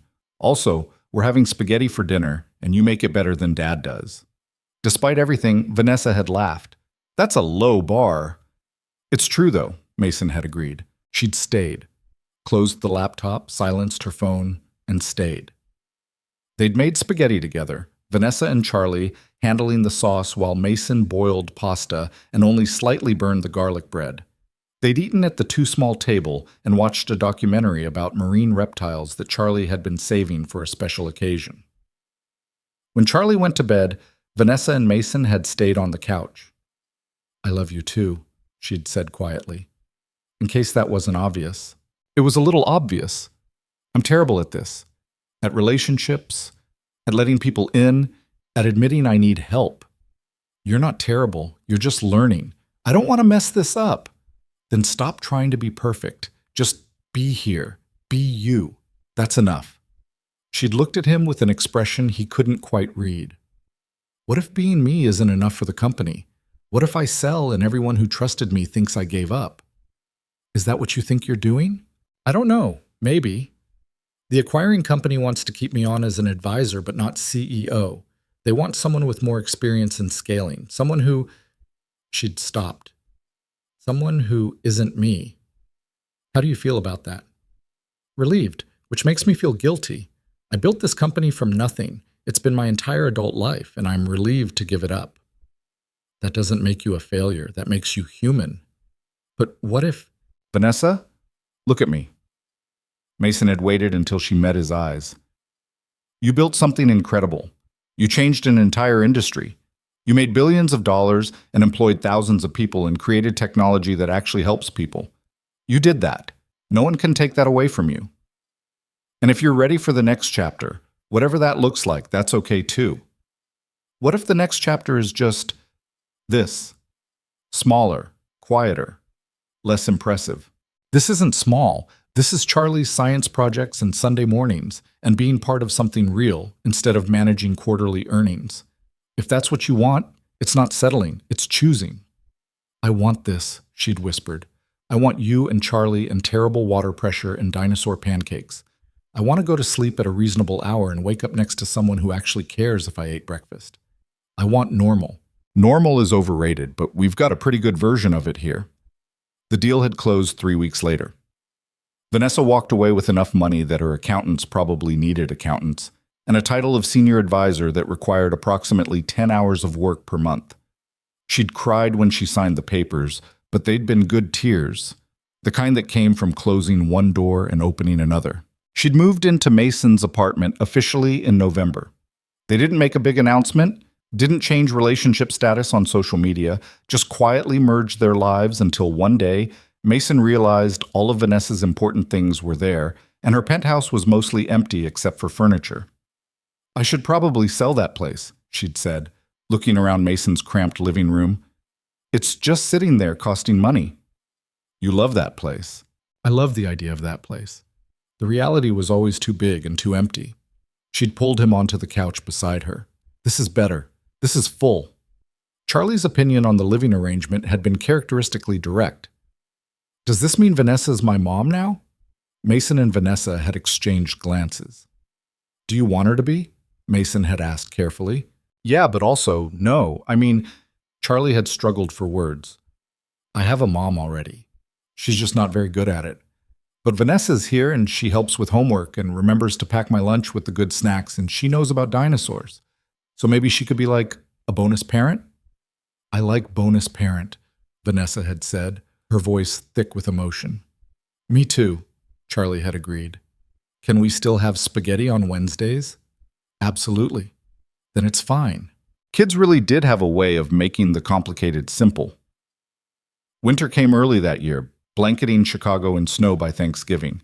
Mason's apartment was objectively too small for 3 people, but somehow they made it work. Charlie got the bedroom.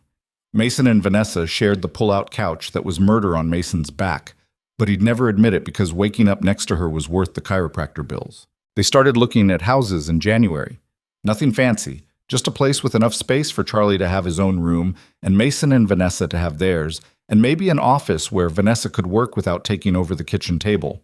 They found one in March, a 3-bedroom in a neighborhood with good schools and a park 2 blocks away, and a backyard just big enough for Charlie's erosion experiments.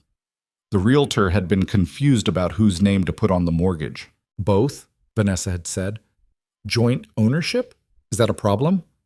No, just usually couples discuss this first. We're discussing it now, Mason had said. Both names. They'd moved in April.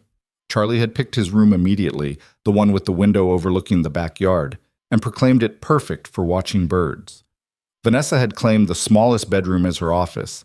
Mason got the master by default and immediately felt weird about it until Vanessa pointed out they'd be sharing it anyway, so his martyrdom was pointless.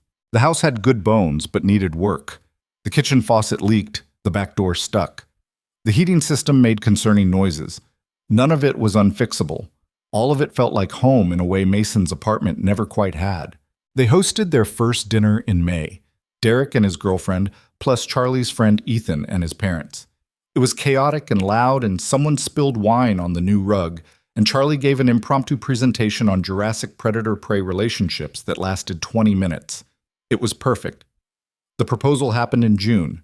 Mason had been planning it for weeks, driving himself crazy with details. He'd picked a ring, simple, elegant, nothing too flashy because Vanessa didn't do flashy despite being able to afford whatever she wanted. He'd asked Charlie's permission, which had resulted in a very serious conversation about family structures and commitment and whether this meant they'd have to move again. We just got here, Charlie had pointed out. We're not moving. I'm just making it official. Official how? By asking Vanessa to marry me. Charlie had considered this. Will she say yes? I hope so. She will. She looks at you the same way you look at spaghetti when you're really hungry. Mason had laughed despite his nerves. That's either really romantic or really weird. Both. Can I help with the proposal? So Charlie had helped. They'd gone back to Harlow's Bistro on a Friday night, the restaurant where everything had started. Mason had requested the same corner booth. The same waiter had served them, though he probably didn't remember 2 unremarkable people from over a year ago. Vanessa had noticed immediately. This is where we had our first date. Technically, our blind date. Technically, you almost didn't show up. But I did? You did. She'd smiled at him across the table. Best decision you ever made? Top 3, definitely. Only top 3? Having Charlie is number 1. Letting you push him on that swing is number 2. This is a solid 3rd. They'd ordered the same meals they'd had that first night, made the same small talk, but everything felt different now, weighted with history and inside jokes and the comfortable knowledge of having seen each other at their worst and choosing to stay anyway. When dessert came, Charlie appeared at their table. Vanessa had looked up in surprise. Charlie, what are you doing here? I'm part of the plan. He'd been wearing his nice shirt, the one he saved for school presentations, and carrying a small box. Mason's heart had been pounding so hard he could hear it. Charlie's going to help me ask you something. Ask me what? Charlie had opened the box to reveal the ring. Dad wants to know if you'll marry us. Both of us. Me and him. As a family. Vanessa's hands had gone to her mouth. You, what? Mason had taken the box from Charlie and dropped to one knee beside the booth, which was uncomfortable and probably looked ridiculous, but he'd committed to the moment. Vanessa Hale, you ran 6 blocks in heels to meet me. You learned to make dinosaur-shaped pancakes. You reorganized my books by color and defended my kid at school and chose a life with us over a penthouse and quarterly earnings. You make me want to be braver than I am. You make Charlie laugh. You make our weird little family feel complete. So yeah, will you marry us? Mom, She'd been crying, makeup running, hands shaking. Yes, yes, absolutely yes. Charlie had cheered. The nearby tables had applauded. The waiter had brought champagne on the house. Mason had slipped the ring on Vanessa's finger and kissed her while their son made exaggerated gagging noises, and everyone pretended not to watch. It wasn't a story from a movie. It was messy and public and probably broke several restaurant etiquette rules. It was perfect. They got married in September, exactly 2 years after their first date. Small ceremony, just close friends and family in the backyard of their house. Charlie had been the ring bearer and taken his duties extremely seriously. Derek had cried more than anyone. Vanessa had worn a simple dress and looked more beautiful than any magazine cover. They'd written their own vows.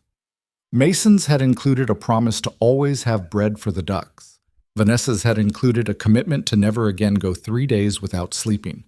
The reception had been pizza and beer in their too small backyard with dinosaur decorations because Charlie had insisted and Vanessa had agreed. They danced to an acoustic version of some song Mason couldn't remember because he'd been too focused on the woman in his arms. We did it, Vanessa had whispered. We really did. I almost didn't come that first night, you know. I almost chickened out. I almost drove away. But we didn't. No, we didn't. Best decision I ever made, Vanessa had said. Top 3? Number 1. Always number 1. 3 years later, their house had become fuller. Not with more people. Charlie was still an only child by choice, happy with his dinosaur collection and his erosion experiments and his 2 parents who actually showed up. Full in other ways. Full of noise and laughter and the comfortable chaos of a life actually being lived. Vanessa still advised for her old company, but mostly spent her time on smaller projects that excited her without consuming her. She'd started mentoring young women in tech, teaching them what she'd learned about building companies and protecting themselves and knowing when to walk away. She was happier than Mason had ever seen her. Mason had gotten a promotion at work, though he still drove the same Civic because it ran fine, and Charlie was sentimentally attached to it. He'd learned that being enough for one person could actually mean being enough, period. That he didn't need to apologize for his life being smaller than other people's, as long as it was full of things that mattered. Charlie was 10 now, still brilliant and still correcting his teachers and still feeding ducks every Sunday, even though he was probably too old for it.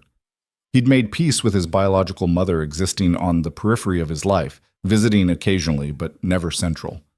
He called Vanessa V most of the time, Mom sometimes when he forgot to think about it, and seemed unbothered by the technicalities of their relationship.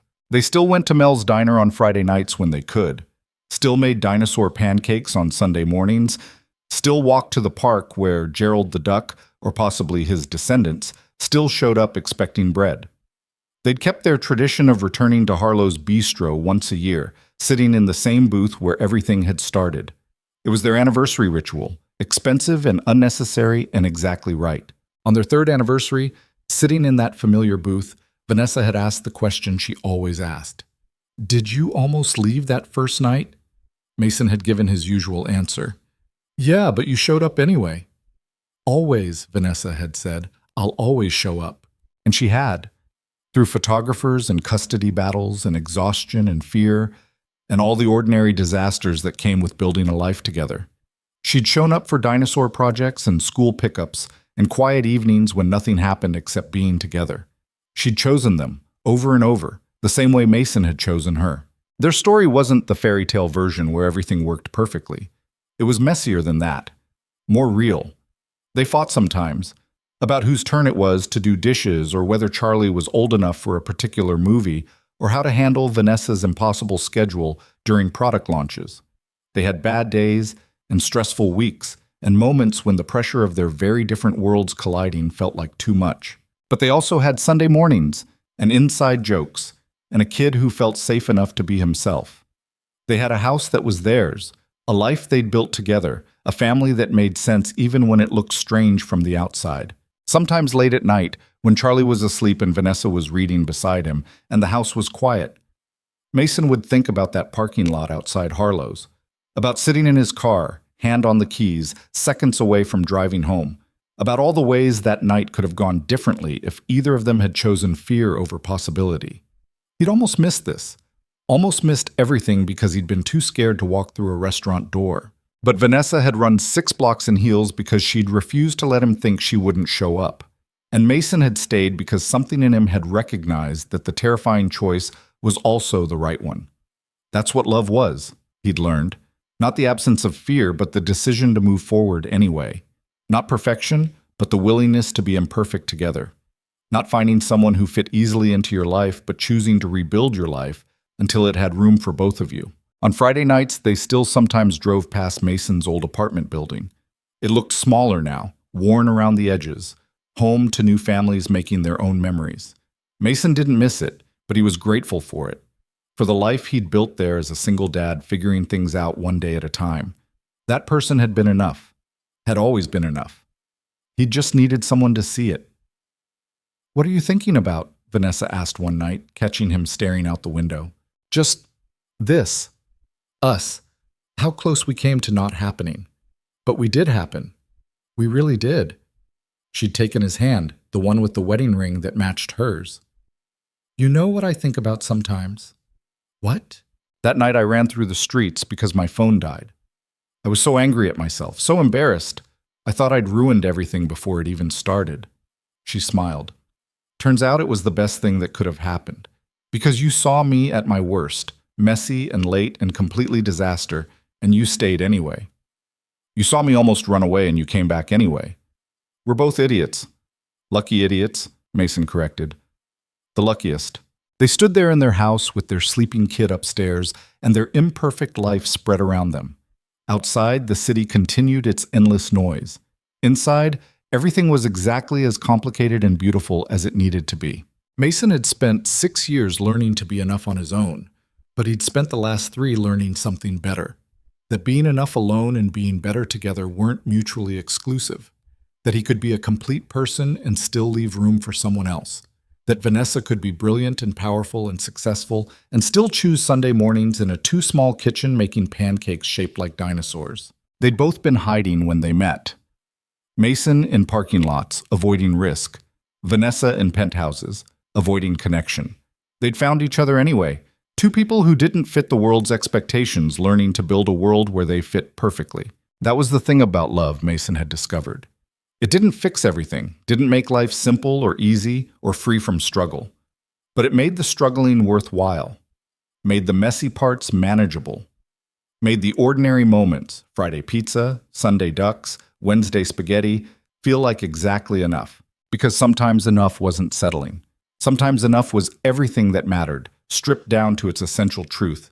People who showed up, who chose each other, who built something real in a world that demanded perfection. Mason had almost driven away that first night, but Vanessa had run 6 blocks in heels, and he'd stayed. And they'd built this, imperfect and complicated and real and theirs, that was worth more than any fairy tale ending could ever be.